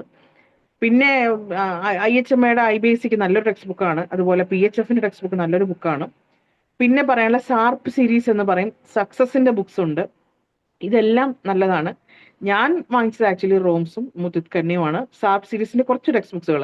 FMT ഒക്കെ എനിക്ക് ക്ലാസ് എടുക്കുന്നതുകൊണ്ട് ഞാൻ വാങ്ങിയെന്നേ ഉള്ളൂ. അത് മോശമെന്നല്ല, ഞാൻ കൂടുതൽ അതാണ് വാങ്ങിയത്. പിന്നെ ഞാൻ പഠിച്ചിരുന്നു, ഇപ്പൊ സക്സസിന്റെ ഒട്ടുമിക്ക വീഡിയോസും ഞാൻ കണ്ടിട്ടുണ്ട്. കാണാത്ത വീഡിയോസ് എനിക്ക് തോന്നുന്ന ക്ലാസ്സുകളെല്ലാം അപൂർവമാണ്. അന്നത്തെ ഒരു പ്രത്യേകത എന്ന് പറഞ്ഞാൽ, നിങ്ങൾക്ക് അറിയുമോന്നറിയില്ല, കേൾക്കുന്നവർക്ക് അറിയുമോന്നറിയില്ല, അതൊരു പെയ്ഡ് ഗ്രൂപ്പ് ഒന്നും ആയിരുന്നില്ല. പക്ഷെ സാറിന്റെ ഒരു വലിയ എഫോർട്ടിൽ തുടങ്ങിയതാണ്. അന്ന് എല്ലാവരും സ്റ്റുഡൻസ് ആണ്, അല്ലെങ്കിൽ വലിയ തസ്തികയിൽ ഇരുന്നോ ക്ലാസ് എടുത്തോടൊക്കെ വളരെ കുറച്ച് പേരാണ്. എല്ലാവരും ഒന്നെങ്കിൽ സ്റ്റുഡൻസ് ആയിരിക്കും, അല്ലെങ്കിൽ അസിസ്റ്റന്റ് പ്രൊഫസേഴ്സ് ആയിട്ട് ടെമ്പററി പോസ്റ്റിൽ വർക്ക് ചെയ്യുന്നവരായിരുന്നു. അവരെല്ലാം അവർ പഠിക്കുന്നതോടൊപ്പം ബാക്കിയുള്ളവർക്കും വേണ്ടി ക്ലാസ് എടുത്താണ് അന്ന്. ഞാൻ ആ ക്ലാസ്സുകളെല്ലാം അതുകൊണ്ട് തന്നെ ആ ജെന്യൂനിറ്റി ആ ക്ലാസ്സുകൾക്ക് ഉണ്ടായിരുന്നു. ഹൃദയം കൊടുത്ത് പഠിച്ച് ബാക്കിയുള്ളവരെയും പഠിപ്പിച്ചുകൊണ്ടിരുന്ന ക്ലാസ്സുകളാണ്. ഞാൻ ഓർക്കുന്നുണ്ട്, ഒരു ദീപ എന്ന് പറയുന്ന ഡോക്ടറൊക്കെ സ്ഥിരമായി മെട്രോമെഡിക്കയുടെ ഓഡിയോ ഉണ്ടായിരുന്നു. അതുപോലെ ഒരു ഫാത്തിമ എന്നായിരുന്നു ഡോക്ടറുടെ പേര് എന്ന് എനിക്ക് തോന്നുന്നു. ഡോക്ടറുടെ ഒരു ഗ്രൂപ്പ് തന്നെ ഉണ്ടായിരുന്നു. അതൊക്കെ ഞാൻ എത്രയോ രാത്രിയിലൊക്കെ ഇരുന്ന് കേട്ടിട്ടുണ്ട്. കാരണം വേറെ എല്ലാ ടോപ്പിക്കുകളും കവർ ചെയ്യാൻ പറ്റാത്തത് കൊണ്ട് ഒരു ഗ്രൂപ്പ് ഉണ്ടായിരുന്നു. ഇപ്പൊ അതിന്റെ പേരൊന്നും എനിക്ക് ഓർമ്മയില്ല. സക്സസ് റിലേറ്റഡ് ഗ്രൂപ്പാണ്. ആ ഡോക്ടർ ചിലപ്പോൾ ആ ഓഡിയോയിൽ കറക്ഷൻസ് ഉണ്ടാവും, ചിലപ്പോൾ അതിൽ ഭയങ്കര വ്യക്തമായ ഡീറ്റെയിലിംഗ് ഒന്നും ഉണ്ടാവില്ല, പക്ഷെ ആ ഓഡിയോ പ്രിസൈസ് ആയിരിക്കും. അങ്ങനെ ഒരുപാട് പേരുടെ ഹാർഡ് വർക്ക് ആ ഗ്രൂപ്പിലുണ്ടായിരുന്നു. പിന്നീടാണ് ഇത് പെയ്ഡ് ഗ്രൂപ്പൊക്കെ ആയത്. അപ്പൊ അന്നത്തെ കാലത്ത് പൈസ വാങ്ങാത്ത ഗ്രൂപ്പുകൾ ഇല്ലായിരുന്നു. അപ്പൊ അന്ന് സാറ് ചെയ്ത ആ ഒരു എഫോർട്ട് സാധാരണക്കാരായ ഒരുപാട് പേർക്ക് ഉപയോഗപ്പെട്ടു. ഇപ്പൊ ഞാൻ സാർ ഇരിക്കവേ പ്രൈസ് ചെയ്യല്ല, അതിന്റെ എഫോർട്ട് പറയാണ്. ഒരു ഗ്രൂപ്പ് ഉണ്ടാക്കുക, അത് സ്ഥിരമായി ക്ലാസ് നടത്തുക എന്ന് പറയുന്നതും വളരെ പ്രയാസമുള്ള ഒരു കാര്യമാണ്, പ്രത്യേകിച്ച് പെയ്ഡ് അല്ലാത്ത ഗ്രൂപ്പ്. പിന്നെ ഇത് ടെക്സ്റ്റ് ബുക്ക് ഷെഡ്യൂൾസ് ആണ്. ഇങ്ങനെ ഞാൻ അന്നും പറഞ്ഞിരുന്നു, പഠിക്കുന്നത് എങ്ങനെയാണെന്ന് ചോദിച്ചാൽ 2023 ഞാൻ കോളേജിൽ കയറിയതാണ്. 2023 ജനുവരിയിലാണ് കയറുന്നത്. അപ്പൊ അന്ന് PSCക്ക് വേണ്ടി പ്രിപ്പയർ ചെയ്യുമ്പോൾ 2 ബാച്ച് ഫിസിയോളജി എടുക്കാനുണ്ട്, ഒരു ബാച്ചിന് FMT എടുക്കാനുണ്ട്. അപ്പൊ നമുക്ക് സ്വാഭാവികമായും ക്ലാസ് നമ്മൾ പണ്ടെവിടെയോ തുടച്ചു വെച്ച ബുക്കാണ്, അത് വെച്ചിട്ട് ക്ലാസ് എടുത്ത് വരുമ്പോഴത്തേക്ക് ഞാൻ ഒന്നെങ്കിൽ ക്ഷീണിക്കും, അവിടുത്തെ ചൂട് എനിക്ക് സഹിക്കാൻ പറ്റില്ല. പിന്നെ ഞാൻ കൊച്ചു കുഞ്ഞിനെ പോലെ ഇരുന്ന് പഠിച്ചിട്ടാണ് അവരെ പഠിപ്പിക്കുന്നത്. കാരണം ഭയങ്കര ഐക്യമുള്ള സ്റ്റുഡൻസ് ആണ്. ഇവർ ചോദിക്കുന്ന ഉത്തരങ്ങൾക്ക് ക്വസ്റ്റ്യൻസ് ഞാൻ ഉത്തരം പറയണമെങ്കിൽ ഞാനേ പ്രിപ്പയർ ചെയ്യണം. അപ്പൊ ആദ്യമൊക്കെ എനിക്ക് ഭയങ്കര പ്രയാസമായിരുന്നു. വന്ന ഉടനെ കയറി കിടന്നുറങ്ങും. ഞാൻ മറ്റേ ഗ്രൂപ്പിൽ പറഞ്ഞിട്ടുണ്ട് ഈ കാര്യം. എന്നിട്ട് ഒരു മണിയാകുമ്പോൾ ഒക്കെ അങ്ങ് എണീക്കും. 1 മണിയാകുമ്പോൾ എണീക്കുമ്പോൾ എൻ്റെ മൈൻഡ് ഒന്നും ഫ്രഷായി. ഒന്നെങ്കിൽ 9 മണിക്ക് എണീറ്റ് 1 മണി വരെ, അല്ലെങ്കിൽ 1 മണിയാകുമ്പോൾ എണീറ്റ് 5 മണി വരെ. അത് പഠിക്കുമെന്നു പറഞ്ഞാൽ വേറെ ഒച്ചയും ബഹളങ്ങളൊന്നുമില്ല. കുറച്ച് ഉറക്കം വായിക്കുകയും പഠിക്കുകയും ചെയ്യാം. അന്ന് പലപ്പോഴും ഞാനും ഹസ്ബൻഡും മാത്രമൊക്കെ ഉള്ള സമയമാണ്. അപ്പൊ എനിക്കത് പഠിക്കാനും ഒരു കൊച്ചു കുഞ്ഞിന്റെ പോലെ, അന്ന് എനിക്ക് ഇതൊരു ചൈൽഡിഷ് ആയിട്ട് തോന്നുമെന്ന് എനിക്കറിയില്ല, എങ്കിലും ഞാൻ എൻ്റെ രീതിയിൽ ഉറക്കം വായിച്ച് പഠിക്കുകയാണ് ചെയ്യുക. സ്റ്റുഡൻസ് ഇല്ലാന്ന് തോന്നിയാൽ നമ്മുടെ സ്റ്റാഫ് റൂം ഉണ്ട്, ഫിസിയോളജിയുടെ സെക്ഷനിലായിരുന്നു കുറേ കാലം ഇരുന്നത്. പിന്നെയാണ് ഞാൻ FMTയുടെ സെക്ഷനിൽ ഇരുന്നത്. അപ്പൊ ഇതുപോലെ ഉറക്കം വായിച്ച് പഠിക്കുമായിരുന്നു, നോട്ട്സ് എഴുതി പഠിക്കും. പിന്നെ എൻ്റെ 3-4 ഫ്രണ്ട് സർക്കിളുണ്ട്, അവരുമായിട്ട് ഞാൻ ഈ ക്ലാസ് പഠിപ്പിക്കുന്നത് പറഞ്ഞു കൊടുക്കും. അല്ലെങ്കിൽ സ്റ്റുഡൻസ് അവർ ഈവൻ ദോ ഫിസിയോളജി ഒക്കെ ആണെങ്കിൽ മെട്രിമെഡിക്ക് ചോദിച്ചു വരുമ്പോൾ മെട്രിമെഡിക്ക് പറഞ്ഞു കൊടുക്കും. അതിപ്പോൾ ഇപ്പൊ എനിക്ക് തോന്നുന്നു, ഒരു കാര്യം നമ്മൾ സെൽഫായിട്ട് ഒരു കാര്യം പഠിക്കുക എന്നുള്ളതും മറ്റൊരാൾക്ക് ഷെയർ ചെയ്യുക. ജാപ്പനീസ് നിങ്ങൾ കേട്ടിട്ടുണ്ടോന്ന് അറിയില്ല, ജാപ്പനീസ് ലേണിംഗ് ടെക്നിക്ക് എന്ന് പറയും. ആ സംഭവം പലപ്പോഴായി ഞാൻ എൻ്റെ സ്റ്റഡീസിൽ അവിടെ ഇവിടങ്ങളായിട്ട് ഇതെല്ലാം നിങ്ങൾ വിചാരിക്കുമോ ഈ ഡോക്ടർ കൃത്യമായിട്ട് 9 to 5 എന്ന് പറഞ്ഞ് ടൈം എഴുതി വെച്ചു, അങ്ങനെയൊന്നും അല്ല കേട്ടോ. ചില ദിവസങ്ങളിൽ ഒരു മെഡിസിനും പഠിക്കാതെ കിടന്നുറങ്ങിയ ദിവസങ്ങളുണ്ട്. ചില ദിവസങ്ങളിൽ ഒന്നും റിവൈസ് പോലും ചെയ്യാത്ത ദിവസങ്ങൾ ഉണ്ടായിട്ടുണ്ട്. അപ്പൊ എൻ്റെ ഒരു ഫ്രണ്ട് ഉണ്ട്, ഡോക്ടർ മുബിന. പുള്ളിക്കാരി പറഞ്ഞൊരു ഇതാണ്, ചേച്ചി ലോങ് ടൈം ടാർഗറ്റ് വെച്ച് പഠിക്കാൻ, അതായത് 15 ദിവസത്തിലേക്ക് ഒരു സിസ്റ്റം എന്ന രീതിയിൽ പഠിക്കാൻ. അങ്ങനെ ഞാൻ ആ കാര്യം ഫോളോ അപ്പ് ചെയ്തു. 15 ദിവസത്തിലേക്ക് ഒരു സിസ്റ്റം പഠിക്കുക, അതിന് ഏകദേശം എനിക്ക് തോന്നുന്ന മെഡിസിൻസ് കൂടെ വായിക്കുക, അതിന് ഏകദേശം തോന്നുന്ന ഓർഗനോൺ വായിക്കുക, അതിന്റെ അനാട്ടമി പത്തോളജിയും കൂടെ റിലേറ്റ് ചെയ്ത് വായിക്കുമ്പോൾ ആ ടോപ്പിക് അങ്ങ് കംപ്ലീറ്റ് ആയി. അപ്പൊ ആ രീതിക്ക് ചെയ്യാൻ വേണ്ടി പരമാവധി ശ്രമിച്ചുകൊണ്ടിരുന്നു. അപ്പോൾ ചിലപ്പോൾ മറന്നുപോകും, ഈ റിവൈസ് ചെയ്താലല്ലാതെ കാര്യങ്ങൾ പിന്നെയും ഓർക്കേണ്ടി വരും. എന്നാലും കുഴപ്പമില്ല. പക്ഷെ നിങ്ങൾ ഡെയിലി ഫാർമസി, റെപ്പറ്ററി, ഓർഗനോൺ, മെട്രിയം എടുക്കുക. ഇതിൽ എന്തെങ്കിലും ഒരു പാർട്ട് പഠിക്കുകയോ മറ്റൊരാളെ പഠിപ്പിക്കുകയോ ചെയ്യുക, വളരെ യൂസ്ഫുൾ ആയിരിക്കും. അല്ലാതെ എനിക്ക് ഭയങ്കര മെമ്മറി പവർ എന്നുള്ള ആളല്ല. ഞാൻ ഇതാണ് ചെയ്തുകൊണ്ടിരുന്നത്. അടുത്ത ചെയ്യുന്ന ഒരു മെത്തേഡ് എന്ന് പറഞ്ഞാൽ ഈ പിക്ചറൈസ് ചെയ്യാൻ നോക്കും. ഇപ്പൊ നമ്മൾ അയോർട്ടേനെ കുറിച്ച് പഠിക്കുന്നു, ചുമ്മാ ഒരു റെഡിങ് വെച്ച് വരച്ച് അതിനെ വലിയ പേപ്പറിലൊക്കെ ആക്കി എൻ്റെ ഒന്നെങ്കിൽ ഡൈനിങ് ടേബിളിന്റെ അവിടെ, അല്ലെങ്കിൽ എനിക്ക് കാണാൻ പറ്റുന്നൊരിടത്ത്, അത് എന്നോട് മുൻപ് ആരും ഒരു വീഡിയോയിൽ പറഞ്ഞൊരു കാര്യം, അപ്പൊ ഞാൻ അത് ഫോളോ ചെയ്യാൻ ശ്രമിക്കാറുണ്ട്. അങ്ങനെ അത് വരച്ച് അത് ഒട്ടിച്ചു വെക്കും. അപ്പൊ നമ്മൾ ഈ ബ്രാഞ്ചസ് ഒക്കെ അന്നേരം ഓർക്കും. എനിക്ക് തോന്നുന്നു ഏതോ ഒരു വർഷം ഇലിയാക് ആർട്ടറിയുടെ എന്തോ ഒരു കാര്യം ചോദിച്ചത് ഞാൻ ഈ വരച്ച് പഠിച്ചതിന്റെ ഒരു ഭാഗമായിരുന്നു. ഏത് ഇയർ ക്വസ്റ്റ്യൻ പേപ്പർ ആണെന്ന് ഞാൻ ഓർക്കുന്നില്ല, ഇനി NHM വല്ല ക്വസ്റ്റ്യൻ പേപ്പർ ആണെന്ന് ഓർക്കുന്നില്ല. പക്ഷെ നമ്മൾ വരച്ച് പഠിച്ചു കഴിഞ്ഞാൽ പല കാര്യങ്ങളും നമ്മൾ ഓർക്കും എന്നുള്ളതൊരു കാര്യമാണ്. അപ്പൊ എനിക്ക് തോന്നുന്നു ഇപ്പൊ നിങ്ങൾക്ക് ഏതായാലും ടൈം ഉള്ളത് കൊണ്ട് പറ്റുന്നത് പോലെ ഈ സബ്ജക്ട്സുകളെല്ലാം ഒരു വട്ടം ഏറ്റവും പ്രാധാന്യമുള്ള ഭാഗങ്ങൾ വായിച്ചൊന്ന് പഠിച്ചിട്ട്, ഇപ്പൊ നമ്മളോട് ഇലക്ട്രോൺ ട്രാൻസ്പോർട്ട് ചെയിൻ ചോദിക്കുകയാണെങ്കിൽ അതിനെപ്പറ്റി നമ്മളൊരു ഐഡിയ ഉണ്ടാക്കി സ്കെച്ച് ഉണ്ടാക്കി വെച്ചാൽ അതൊന്ന് റിവൈസ് ചെയ്താൽ മതിയാവും. അപ്പൊ ആ കാര്യങ്ങൾ ആണ് ഞാൻ സ്പെൻഡ് ചെയ്തത്. ഇങ്ങനെയാണ് എൻ്റെ ടൈം. ഞാൻ ഒരു നിശ്ചിത സമയത്ത് പഠിച്ചു എന്ന് പറയാൻ പറ്റില്ല. ചില ദിവസം 5 ചില ദിവസം പഠിക്കാറില്ലാത്ത ദിവസങ്ങൾ ഉണ്ടായിട്ടുണ്ട്. ചില ദിവസം എക്സ്ക്യൂസസ് നടന്ന ദിവസങ്ങളുണ്ട്. പക്ഷെ അവസാനം എക്സാം അടുപ്പിച്ചാകുമ്പം നമ്മൾ എന്തായാലും പഠിക്കും. എല്ലാവരും ഇങ്ങനെ പറയും പഠിപ്പിക്കുകയും ചെയ്യുമ്പോൾ നമ്മൾ പഠിക്കും. പക്ഷെ ആദ്യ കാലങ്ങളിൽ നമുക്ക് ഈ അവസാനം നമ്മുടെ കയ്യിൽ റെഫർ ചെയ്യാൻ വേണ്ടി ഒരു സാധനം നമ്മളെ ഉണ്ടാക്കി വെക്കണം എന്നാണ് എനിക്ക് പറയാനുള്ളത്. ആദ്യം നമ്മൾ പല ബുക്സുകളിൽ നിന്ന് റെഫർ ചെയ്ത കാര്യങ്ങളും ഒക്കെ ഉണ്ടാവും. അതിനെ നമ്മുടേതായിട്ടുള്ള ഒരു എൻസൈക്ലോപീഡിയ ആക്കി മാറ്റുക, നമ്മുടെ ലാംഗ്വേജിൽ, നമ്മുടെ ചിത്രത്തിൽ, നമ്മുടെ ഹാൻഡ് റൈറ്റിംഗ്. ഇപ്പൊ നമുക്ക് പരീക്ഷയ്ക്ക് പോകുമ്പോൾ ഒരു അവസാനത്തെ ഒരു ലാസ്റ്റ് വീക്ക് മൊത്തം ഇത് റിവൈസ് ചെയ്താൽ മതിയോ. അപ്പൊ നമ്മൾ ആ മൊത്തം സാധനത്തിനെ ചെറുതാക്കിയതാ. നമ്മുടേതായ ന്യൂമോണിക്സിലൊക്കെ ചെയ്യുക, നമ്മുടെ ആയിട്ടുള്ള എന്താ ഇഷ്ടപ്പെട്ട ടോപ്പിക് ആ രീതിയിൽ ഓർക്കുക. പിന്നെ ചിലർ വിചാരിക്കും എനിക്ക് ഏജ് ആയി, അല്ലെങ്കിൽ എൻ്റെ ഫ്രസ്ട്രേഷൻസ് എല്ലാം എനിക്കൊരു പ്രശ്നമാണ്. അപ്പൊ ഞാൻ മറ്റേ വീഡിയോയിലും പറഞ്ഞതുപോലെ പറയാണ്, ഫ്രസ്ട്രേഷൻസ് ആണ് നമുക്ക് വേണ്ടത്. ഈ ഫ്രസ്ട്രേഷൻസ് ഇല്ലെങ്കിൽ ഒരു കാരണവശാലും നമ്മൾ പഠിക്കൂല. അതുകൊണ്ടാണ് ഞാൻ എൻ്റെ ആദ്യ പേജ് ലിസ്റ്റ് പറഞ്ഞത്. വളരെ സുഖലോലമായ ജീവിതം, ഒരു സങ്കടങ്ങളും ഇല്ല, ആവശ്യത്തിനേറെ ഡെയിലി വേസിലായതുകൊണ്ട് പൈസയും കിട്ടുന്നുണ്ട്, ഒന്നിനെ കുറിച്ച് ചിന്തയില്ലാതെ നടന്നുകൊണ്ടാണ് ആദ്യത്തെ ബേസിൽ കയറാതിരുന്നത്. പക്ഷെ നമുക്ക് പല ടെൻഷൻസ് ജീവിതമായിട്ട് വന്നു കഴിഞ്ഞപ്പോഴാണ് ഇത് തീർത്തേ പറ്റൂ, ഇത് ടാക്കിൾ ചെയ്തേ പറ്റുള്ളൂ. അപ്പൊ നിങ്ങൾ ചിലര് എൻ്റെ കൂടെ ഇപ്പം PSC കയറിയ ഒരു ഡോക്ടർ ഉണ്ട്, ആൾക്ക് 3 മക്കളാണുള്ളത്. അപ്പൊ നിങ്ങൾക്ക് ആലോചിക്കും 3 മക്കളുള്ള ഒരു അമ്മയുടെ എന്തെല്ലാം തിരക്കുകൾ, ടെൻഷൻ ഉണ്ടെന്ന്. ഡെലിവറിക്ക് 3 ദിവസം ഉള്ളപ്പം 2013 PSC നിന്നു ഒരു ഡോക്ടറുണ്ട്, ഡെലിവറിക്ക് 3 ദിവസം ഉള്ളു, അന്നേരമാണ് പോയി PSC എഴുതിയത്. പിന്നെ ഞാൻ ആ വീഡിയോയിലും പറഞ്ഞിരുന്നു, കറക്റ്റായിട്ട് അവരുടെ കയ്യിൽ വീട് ജപ്തി നോട്ടീസ് വന്ന്, അവരുടെ പറ്റുകൊണ്ടുകൂടെ പോലെയല്ല, ജപ്തി നോട്ടീസ് അവരുടെ കൈ കിട്ടിയപ്പോൾ മോട്ടിവേഷൻ കിട്ടിയ ആളുണ്ട്. ICUയുടെ ബെഡിൽ കിടന്നിട്ട് പഠിച്ച ആളുണ്ട്. ഇതൊന്നും ഫാബ്രിക്കേറ്റഡ് അല്ല. നമ്മുടെ നാട്ടില് മെഡിക്കൽ ഓഫീസറായി ഇപ്പൊ സേവനം അനുഷ്ഠിക്കുന്ന ആൾക്കാരെ കാര്യം തന്നെയാണ് ഞാൻ പറയുന്നത്. പിന്നെ ഒരു ഡോക്ടറുണ്ട്, ഡിവോഴ്സിന്റെ രൂക്ഷമായ പ്രശ്നങ്ങൾ നടന്നിട്ട് ചെയ്തവര്. ഒരു ഡോക്ടറുണ്ട്, അവരുടെ മദറിൽ അവരെ പഠിക്കാൻ സമ്മതിക്കത്തില്ല, ലൈറ്റ് ഇടാൻ സമ്മതിക്കത്തില്ല, അവർ ബാത്റൂമിൽ രാത്രി മൊത്തം ഇരുന്ന് പഠിച്ച കഥ എനിക്കറിയാം. ഇത് പേര് പറയുന്നില്ല, കാരണം അവരെ അപമാനിക്കുന്നതും അതുകൊണ്ടാണ് ഞാൻ പേര് പറയാത്തത്. അങ്ങനെ ഓരോരുത്തർക്കും ഓരോ കഥകളുണ്ടെന്ന് ഞാൻ പറയാം. ഇപ്പൊ ഞാൻ അതിനകത്ത് മുൻപോട്ട് വന്ന് പറയുന്നതേ ഉള്ളൂ. ഇങ്ങനെ അവരോട് ചോദിച്ചാൽ അവരെല്ലാം ഇതുപോലത്തെ ഓരോ സ്റ്റോറീസ്, 500 കണക്കിന് സ്റ്റോറീസ്, ബണ്ടിൽ കണക്കിന് സ്റ്റോറീസ് പറയും. അപ്പൊ അതിനെ നമുക്ക് ആ ടെൻഷൻ എന്താണ്, ആ ടെൻഷൻ വെച്ച് പഠിച്ചാൽ മതി. ഈ സെയിം സബ്ജക്റ്റ് ആണ് എല്ലാവരും പഠിക്കുന്നതെന്ന് ഓർത്തോണ്ടാൽ മതി. പിന്നെ ചിലർ പറയാണ്ട് വേക്കൻസി എന്താവും, വേക്കൻസി ഒന്നും വരുന്നില്ലല്ലോ, ഇനി ഒരിക്കലും വേക്കൻസി ഹോമിയോപ്പതിയിൽ ഉണ്ടാവില്ല, അങ്ങനെയൊക്കെ പറഞ്ഞ് കുറെ ഡീമോട്ടിവേറ്റ് ചെയ്യുന്ന ആൾക്കാരുണ്ട്. അത് എന്താ പറയാ, അവർക്ക് ഇപ്പൊ നാമിന്റെ, ഇപ്പൊ ഞാനൊരു എക്സാമ്പിൾ പറയാം. ഇപ്പൊ നാമിന്റെ വേക്കൻസിയെ പറ്റി എനിക്കറിയില്ലായിരുന്നു, ഒരുപാട് പേർക്ക് അറിയില്ലായിരുന്നു. ഇപ്പൊ എത്ര പേര് ആ വേക്കൻസി ഒക്യുപ്പൈഡ് ആയി കയറി നിങ്ങൾ എന്നെ അന്വേഷിച്ചാൽ മതി. ഇതുപോലെയാണ് PSC 2027 ഒരുപാട് പേര് റിട്ടയർമെന്റ് ഉണ്ട്, ഇനി റിട്ടയർമെന്റ് വരാനുണ്ട്.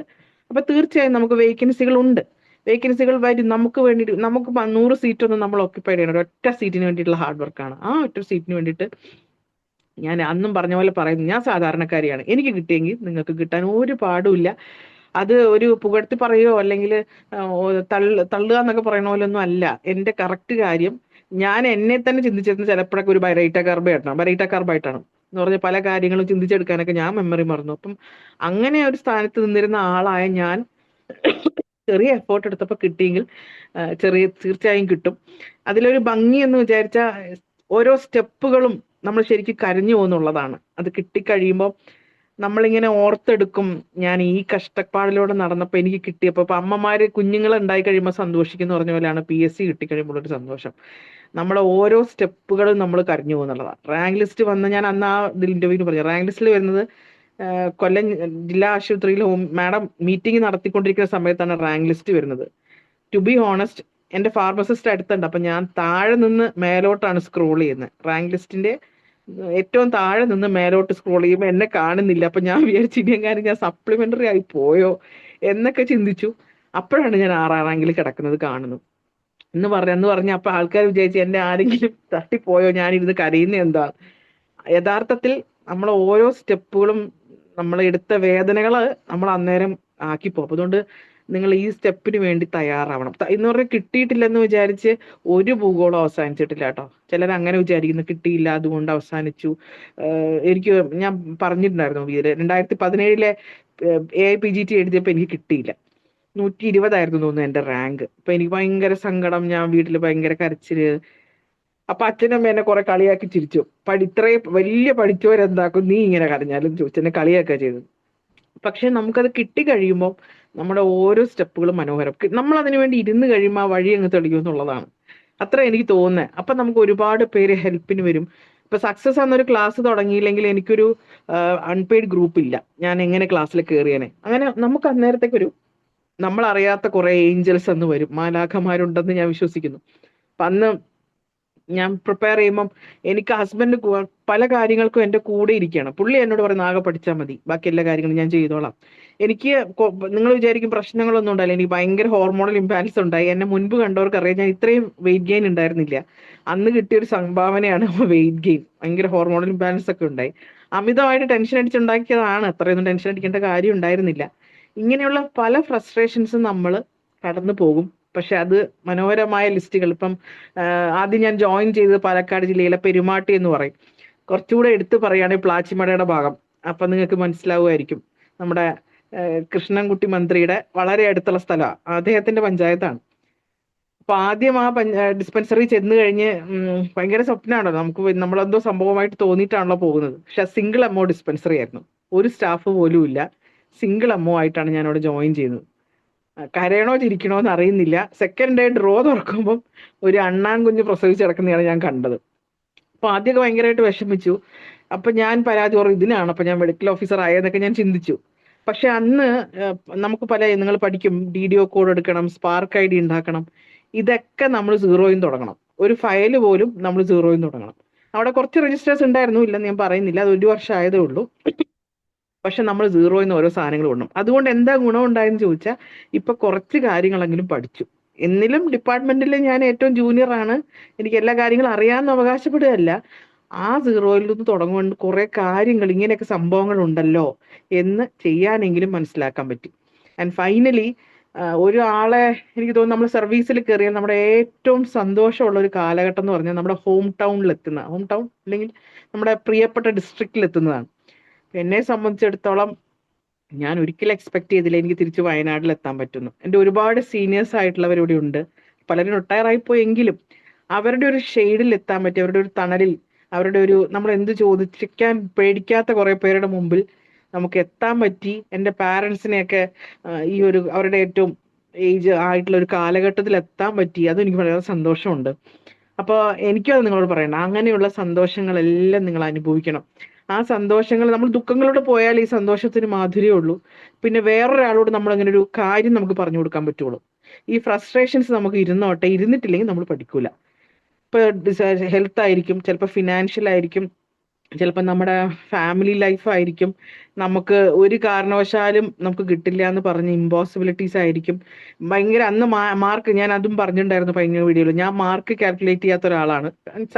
ബേസിക്കലി പറഞ്ഞാൽ ബൈറക്റ്റാന്ന് ഞാൻ പറഞ്ഞല്ലോ. അപ്പൊ മാർക്ക് കാൽക്കുലേറ്റ് ചെയ്യാത്ത ഒരാളാണ്. അപ്പൊ എന്നോട് എൻ്റെ ഹസ്ബൻഡ് പറഞ്ഞു, എൻ്റെ ഹോൾ ഫാമിലി, എൻ്റെ എത്രയോ ഫ്രണ്ട്സ് പറഞ്ഞു, നീ ഒന്ന് മാർക്ക് കാൽക്കുലേറ്റ് ചെയ്തെന്ന്, നിനക്ക് ഇത്രയും ടെൻഷൻ അടിക്കണ്ട. പക്ഷെ ഞാൻ 2 വർഷം ഉറങ്ങാതെ ഏത് നേരവും എക്സാം ഫെയിൽ ആവും എന്നുള്ള റൂബ്രിക് ഏതാണോ അതാണ് ഞാൻ സ്വപ്നം കണ്ടുകൊണ്ടിരുന്നത്. അത്രയും എനിക്ക് ടെൻഷനായിരുന്നു, കിട്ടൂലേ. പക്ഷെ പലരും ചോദിക്കുകയും ചെയ്യുമ്പോൾ ഞാൻ പറയും എനിക്കറിയില്ല എനിക്ക് കിട്ടുമോ എന്നുള്ളത്. എനിക്ക് എക്സാം ഈസി ആയിട്ടാണ് തോന്നിയത്. പക്ഷെ ഒരുപാട് പേര് പറഞ്ഞു ഈസി ആണെന്ന് പറയുന്നു, പക്ഷെ എക്സാം വളരെ ടഫാണ്, ഒരുപാട് പേർക്ക് നെഗറ്റീവ് ഉണ്ടെന്ന് പറഞ്ഞുകൊണ്ട് ഞാൻ ആ വഴിയേ ചിന്തിക്കാൻ പോയില്ല. പക്ഷെ നിങ്ങൾ മാർക്ക് കാൽക്കുലേറ്റ് ചെയ്യണം, എന്ത് ധൈര്യം എടുത്താണെങ്കിലും മാർക്ക് കാൽക്കുലേറ്റ് ചെയ്യണം, അല്ലെങ്കിൽ നമ്മൾ 2 വർഷം ഇരുന്ന് ടെൻഷൻ അടിക്കേണ്ടി വരും റിസൾട്ട് വരുന്നവരേക്കും. മാർക്ക് കാൽക്കുലേറ്റ് ചെയ്യണം. മാർക്ക് കാൽക്കുലേറ്റ് ചെയ്ത് കഴിയുമ്പോൾ നമുക്കൊരു ഐഡിയ ഉണ്ട്. അപ്പൊ ഈ മാർക്ക് കാൽക്കുലേറ്റ് ചെയ്യാത്തത് കൊണ്ട് തന്നെ മാർക്ക് കാൽക്കുലേറ്റ് ചെയ്യുന്നവർ കൂടുതൽ പറയുമ്പോൾ ഞാൻ ആ വഴി പോവാതെ അപ്പുറത്തെ വഴി പോയ അനുഭവങ്ങൾ വരെയുണ്ട്.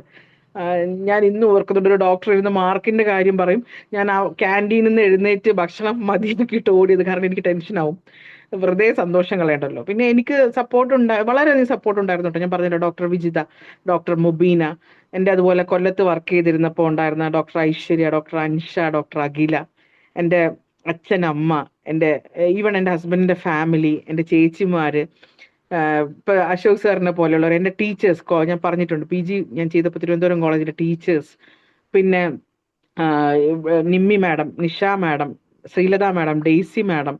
ഞാൻ ഇവരൊന്നും പേര് പറയുമ്പോൾ നമുക്ക് ഇച്ചിരി ബോറടിക്കുന്നതെന്ന് എനിക്ക് അറിയത്തില്ല, പക്ഷെ പറയാതിരിക്കാൻ പറ്റില്ല. കാരണം അത്രയും എന്നെ ഹെൽപ്പ് ചെയ്തവരാണ്. എനിക്ക് ബുക്സ് തന്ന ഒത്തിരി പേരുണ്ട്, നോട്ട്സ് അയച്ചു തന്നവരുണ്ട്. ഇങ്ങനെ ഒരുപാട് പേരുടെ ഒരു എല്ലാവരുടെ അനുഭവം ഇതാണോന്ന് എനിക്കറിയില്ല. അവർ പഠിച്ചു, അവരതുപോലെ ആയി എന്ന് പറയുന്നവർ കേട്ടിട്ടുണ്ട്. പക്ഷെ എൻ്റെ കാര്യങ്ങളിൽ എൻ്റെ ഓരോരുത്തരുടെ തണലിൽ ഞാൻ അങ്ങനെ കയറി വന്ന ഒരാളാണ്.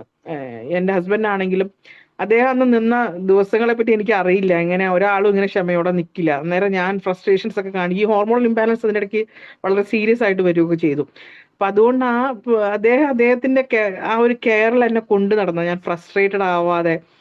അദ്ദേഹം എന്നോട് പറഞ്ഞത്, ആ എക്സാമിന്റെ ടൈമില് അത്രയും ആ മണിക്കൂർ അത്രയും മുട്ടുമേ നിന്ന് പ്രാർത്ഥിച്ചു എന്ന് എന്നോട് പറഞ്ഞേ. അത്രയും എനിക്ക് വേണ്ടി പ്രാർത്ഥിച്ചതും സഹായിച്ചതുമായ ഒരുപാട് പേര്. എൻ്റെ അമ്മ ഇങ്ങനെ ഉറക്കത്തിൽ നിന്നൊക്കെ രാത്രി 2 മണിക്ക് വിളിച്ചു ചോദിക്കും, നീ ഉറങ്ങിയോ, നിനക്ക് ഈ ഹോർമോണൽ ഉണ്ടാക്കുന്നതിന് ടെൻഷൻ അടിച്ചുകൊണ്ട് നടക്കരുത് എന്നൊക്കെ പറഞ്ഞ് അമ്മ രാത്രി വിളിച്ചിട്ടുണ്ട്.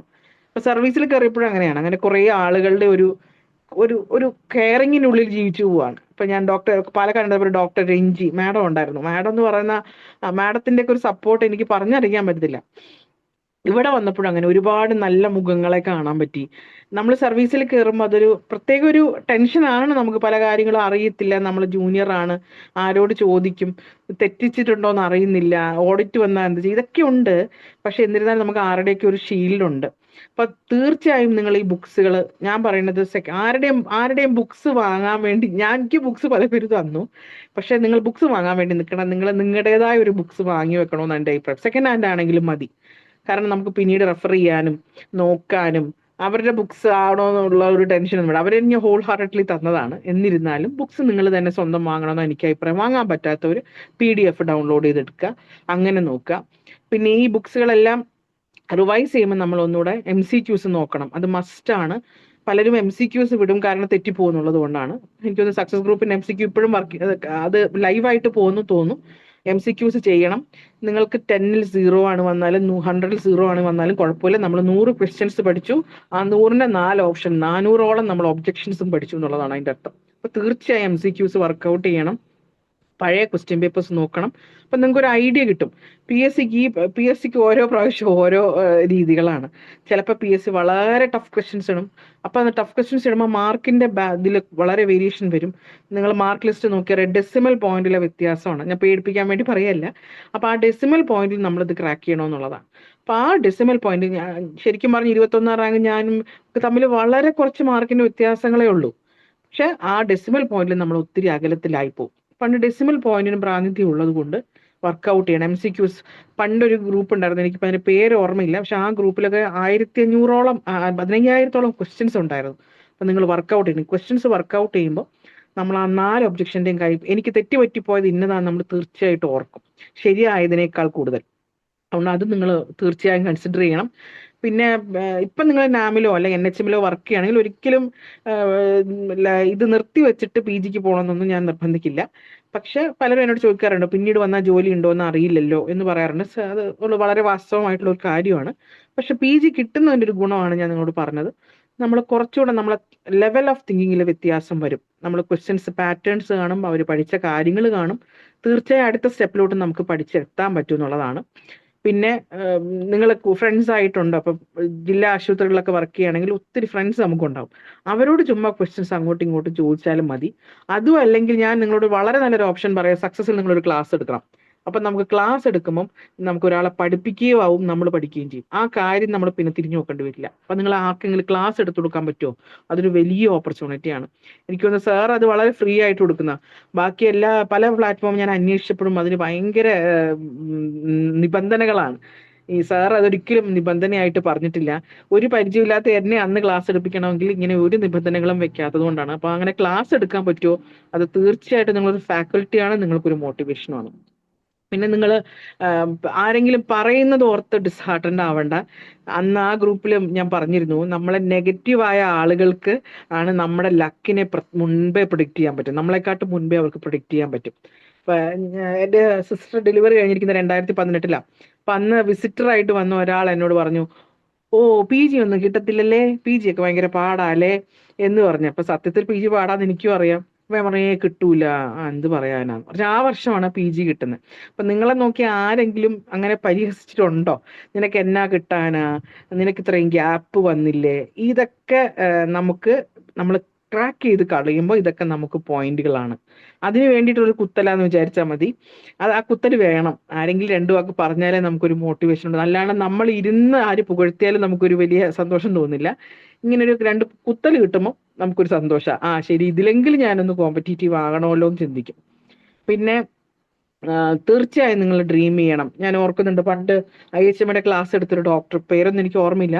ആ ഡോക്ടർ അവസാനം ആ സ്ലൈഡിന്റെ അവസാനം കോഴിക്കോട് വുമൺ കോളേജിൽ ഒരു വാഗമരം ഉണ്ട്, കണ്ടിട്ടുണ്ടാവുമായിരിക്കും. ആ വാഗമരത്തിന്റെ ഫോട്ടോ കാണിച്ചിട്ട് അവർ പറഞ്ഞു, ഞാൻ ഈ വാഗമരത്തിന്റെ ചോട്ടിൽ പോയിട്ടിരിക്കുന്നതും ഇതിലൂടെ നടക്കുന്നതും ഒക്കെ PG കിട്ടാൻ വേണ്ടിയിട്ട് ഞാനിങ്ങനെ സ്വപ്നം കാണുമായിരുന്നു. അപ്പൊ അതുപോലെ തന്നെയാണ് എനിക്ക് നിങ്ങളോട് പറയേണ്ടത്. സ്വപ്നം കാണണം, അത് നടത്തിക്കണം. അതിന് നിങ്ങൾക്ക് എന്തൊക്കെ എഫേർട്ട് എടുക്കാൻ പറ്റുമോ അത് മുഴുവൻ എടുത്തേക്കുക. എന്തൊക്കെ തടസ്സങ്ങളുണ്ടോ അതിനോടൊക്കെ ഗുഡ് ബൈ പറഞ്ഞേക്കുക. നിങ്ങളുടെ ഏതാ സമയം, ഞാൻ ഒരിക്കലും ഒരാളോട് പറയില്ല വന്ന ഉടനെ ബുക്ക് ഇങ്ങനെ വായിച്ചുകൊണ്ടിരിക്കണം. നോ, അങ്ങനെ ഒന്നുമില്ല. നിങ്ങളുടെ ഒരു ടൈം സ്കെഡ്യൂൾ വെച്ച് പഠിക്കണം. പക്ഷെ ദിവസങ്ങൾ നമ്മുടെ കയ്യിൽ ഇത്രയാണ്, ഇപ്പം നമുക്കുള്ളത് സമാധാനത്തോടെ പഠിക്കാനുള്ള സമയമുണ്ട്. അങ്ങനെ വിചാരിച്ച് പഠിക്കണമെന്നുള്ളതാണ് എനിക്ക് പറയാനുള്ളത്.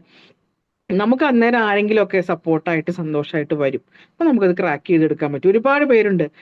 ഞാൻ IHMയുടെ ക്ലാസ് പണ്ട് 2017 18 അറ്റൻഡ് ചെയ്യുമ്പോൾ അന്ന് എനിക്കൊരു ഫ്രണ്ട് ഉണ്ടായിരുന്നു, വീണ. ആൾ ഇപ്പോഴും ഉണ്ട്, വയനാട്ടിൽ വർക്ക് ചെയ്തുകൊണ്ടിരിക്കുകയാണ് NHMൽ. അപ്പൊ ആളായിരുന്നു എനിക്ക് സ്ഥിരമായി നോട്ട്സ്, കാരണം ഞാൻ വയനാട്ടിൽ നിന്ന് കോഴിക്കോട് എത്തുമ്പോൾ നേരം പിടിക്കും. ആ നോട്ട്സ് മൊത്തവും കൊണ്ടുതരുന്നതും എനിക്ക് ഈവൻ ലഞ്ച് പോലും കൊണ്ടുതരുന്ന എൻ്റെ ആ ഫ്രണ്ട് ആയിരുന്നു. അങ്ങനെ ഒരുപാട് പേരെ ഞാൻ ഇപ്പൊ ഡോക്ടർ കാർത്തിക് ഇപ്പൊ സർവീസിലുണ്ട്. ആള് ഇതുപോലെയാണ്. എനിക്ക് പല പല കാര്യങ്ങൾ ഇടാ പറ്റും, നീ വിഷമിക്കണ്ട, ഇതിലൂടെ നിനക്ക് നടക്കും, അങ്ങനെ പറഞ്ഞ ചില വാക്കുകൾ. ഡോക്ടർ ലീബ ഇപ്പൊ നേമം കോളേജിൽ പഠിപ്പിക്കുന്ന മാഡമാണ്.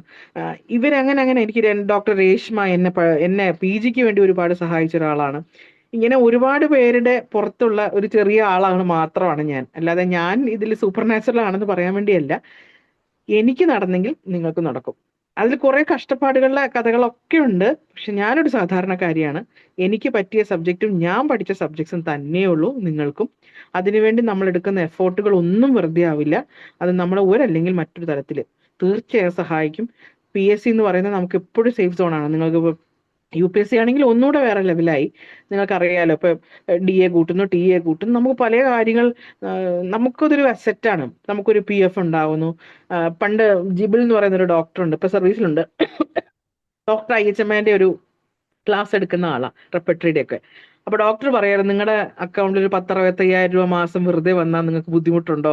ഇല്ലല്ലോ എന്ന് പറയുന്ന പോലെ. അതുപോലെ ഞാൻ നിങ്ങളോട് പറയാം, മാസത്തിൽ ഒരു 10,65,000 രൂപ സാലറി കിട്ടുന്ന ഒരു ദിവസമുണ്ട്, വളരെ പുഞ്ചിരി തൂകുന്ന ഒരു ദിവസമാണ്. ആ ദിവസം നമുക്ക് കൃത്യമായിട്ട്, ഇപ്പൊ നമ്മൾ പ്രൈവറ്റ് ആണെങ്കിൽ മോശമാണെന്നല്ല കേട്ടോ, പ്രൈവറ്റ് ക്ലിനിക്ക് ആണെങ്കിൽ നിങ്ങൾക്ക് ഉണ്ടോ, തീർച്ചയായും നല്ലൊരു സാഹചര്യമാണ്. കാരണം നിങ്ങൾക്ക് പഠിക്കാനൊരു സ്ഥലമായി പ്രൈവറ്റ് ക്ലിനിക്കാണ് ഉള്ളതെങ്കിൽ. അപ്പൊ ആ പ്രൈവറ്റ് ക്ലിനിക്കുകൾ നിങ്ങൾ ഒരു കാരണവശാലും നിർത്താതെ അത് കൊണ്ടു നടക്കണം. അത് കൊണ്ടു നടന്നു കഴിയുമ്പോൾ ആദ്യം നിങ്ങൾ മറ്റൊരുത്തതാണ് സർവീസിൽ കയറുന്നത്, പിന്നീട് നാട്ടിലോട്ട് തിരിച്ചു വരുമ്പോൾ നിങ്ങൾക്ക് റൺ ചെയ്യാനും പറ്റും. നമ്മുടെ നാട്ടില്, നമ്മുടെ നാട്ടുമ്പുറത്ത്, ഞാനൊക്കെ ശരിക്കും ഒരു നാട്ടുമ്പുറമാണോ എന്ന് ചോദിച്ചാൽ നാട്ടുമ്പുറമാണ്, എന്നാൽ റോഡ് സൈഡാണ്. അപ്പൊ അവിടെ നമ്മുടെ ബോർഡ് വെക്കുമ്പോൾ നമ്മുടെ അപ്പൻ്റെ അമ്മേൻ്റെ കണ്ണിൻ്റെ ആ കണ്ണുനീരാണോ, ചിരിയാണോ, സന്തോഷമാണോ, അവർക്ക് നമ്മുടെ ഈ ജീവകാലത്തിനിടയ്ക്ക് അവർ ജീവനോടിരിക്കുമ്പോൾ നമുക്ക് കൊടുക്കാൻ പറ്റിയ ചെറിയ സന്തോഷങ്ങൾ. നമ്മുടെ മക്കളാണെങ്കിലും ശരി, നമ്മുടെ വെൽവിഷേഴ്സ് ആയ ഒരുപാട് പേര്, നമ്മൾ തന്നെ അറിയില്ല ഇത്രയും പേര് നമ്മുടെ വെൽവിഷേഴ്സ് ആയിരുന്നോ, അങ്ങനെയുള്ള കുറേ പേർക്ക് നമുക്ക് കൂട്ടത്തിലുണ്ടാവും. അപ്പൊ ആ കൂട്ടത്തിൽ നമ്മൾ ഒരു പുഞ്ചിരി. ഇപ്പൊ സാർ ഈ ക്ലാസ്സിൽ വിളിച്ചത് ഞാൻ അറിയുന്നില്ല. IFPH എന്ന് പറയുന്ന ഒരു ടീം ഉണ്ടെന്ന് എനിക്കറിയാം. ഇത് 2055 ക്ലാസ് ആണ്. സത്യത്തിൽ ഞാൻ ഇന്ന് സാർ ഇട്ടപ്പോഴാണ് അറിയുന്നത് കേട്ടോ. അതുവരെ ഞാൻ അറിഞ്ഞിരുന്നില്ല അങ്ങനെ ഒരു ക്ലാസ് റൺ ചെയ്യുന്നത്. ഇതിനെ കുറച്ച് മുമ്പേ അനിൽ ഖുറാന സാറിന്റെ ക്ലാസ് 2055 ക്ലാസ് അല്ല, 55 2055 ദിവസമാണ്. ഒരു ദിവസമാണ്. ഓ ദിവസം ശരി, 3 ക്ലാസ് വെച്ചുണ്ട്. അതാണ് അതിന്റെ ഓ പ്രത്യേകത. അത് ശരി. ആ ഹാ ആ ഹാ ഹാ. ആ അപ്പൊ ഡോക്ടർ ഞാൻ ഇതിന്റെ അത് ഇടയ്ക്ക് അത് പറഞ്ഞ ഇതിൽ 2 ഇപ്പോഴാണ്. പേരുകൾ 7:30 തൊട്ട് ഞാനിവിടെ ഇത് ചെയ്യട്ടെ. 7:30 തൊട്ട് 8:30 വരെ ഹിന്ദി അതെ, പ്രോഗ്രാം, 8:30 ഓക്കെ മുതൽ ഓക്കെ. 9:30 വരെ ഇംഗ്ലീഷ് ക്ലാസ്സുകള്, ഇന്ന് 9:30 ഇന്ന് മുതൽ 10:30 ഇന്ന് വരെ 8:30 മലയാളം. അങ്ങനെ ഇന്ന് 3 8:30 ഞാൻ മുതൽ ഇതൊക്കെ 9:30 കേട്ടിട്ടുണ്ട്. വരെ ഞാൻ ഇന്ന് 9 8:30 മണി മുതൽ തൊട്ട് 9:30 ജോയിൻ വരെ ചെയ്തായിരുന്നു. അനിൽ ഖുരാന ഖുറാൻ സാറായിരുന്നു. സാർ. ഇന്ന് 8:30 മുതൽ 9:30 വരെ അനിൽ ഖുരാന സാറായിരുന്നു. ഒരു ആ പക്ഷേ സാറേ. നമ്മുടെ സക്സസ് ഗ്രൂപ്പിലൊക്കെ ഉള്ള ഡോക്ടേഴ്സ് അറിഞ്ഞിരുന്ന ഒരു പക്ഷേ പങ്കെടുത്തേനെ. കാര്യം അതെ റിസർച്ച് അതെ.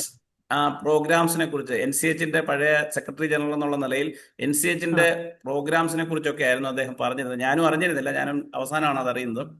അപ്പോൾ അതുപോലെയുള്ള വളരെ പ്രഗത്ഭരായ ഡോക്ടർമാരാണ് ക്ലാസ് എടുക്കുന്നത്. 5 ഡോക്ടർ ഇടയ്ക്ക് പേര് പറഞ്ഞ ദീപ ഡോക്ടറുടെ കാര്യം, ദീപാശ്യാം, അബ്രോട്ടാനം തൊട്ട് സിങ്കം മെറ്റാലിക്കം വരെയുള്ള മെഡിസിൻസ് ഒരു 10-12 മിനിറ്റിലെ വോയിസ് ആയിട്ട് ഒരു പ്രാവശ്യം 2023 PSC ബാച്ചിന് വേണ്ടി ഡോക്ടർ അന്ന് ഇട്ടിരുന്നു. അതേ വോയിസ് അല്ല, പുതിയ വോയിസുകൾ ഇപ്പൊ ഇട്ടുകൊണ്ടിരിക്കുകയാണ്. അതായത് ഇപ്പം പിന്നെ സിങ്കം മെറ്റാലിക്കം തൊട്ട് ഇങ്ങോട്ട് തുടങ്ങി. കാര്യം അബ്രോട്ടാനം തൊട്ട് അങ്ങോട്ട് വേണ്ട, സിങ്കം മെറ്റാലിക്കം തൊട്ട് ഇല്ലേ സിങ്കം വലേറിയാന തൊട്ട് തിരിച്ച് റിവേഴ്സ് ഓർഡറിൽ വളരെ വലിയ സംഭവമാണ്. കാര്യം അത് സേവ് ചെയ്ത് വെച്ചിട്ട് ഡെയിലി കേട്ട് ഒരുപാട് പേരെന്നോട് പറയും, സാർ ഞങ്ങൾ യാത്രയിൽ പോകുമ്പോഴാണ് അതിങ്ങനെ കേട്ടുകൊണ്ടിരിക്കുന്നത്.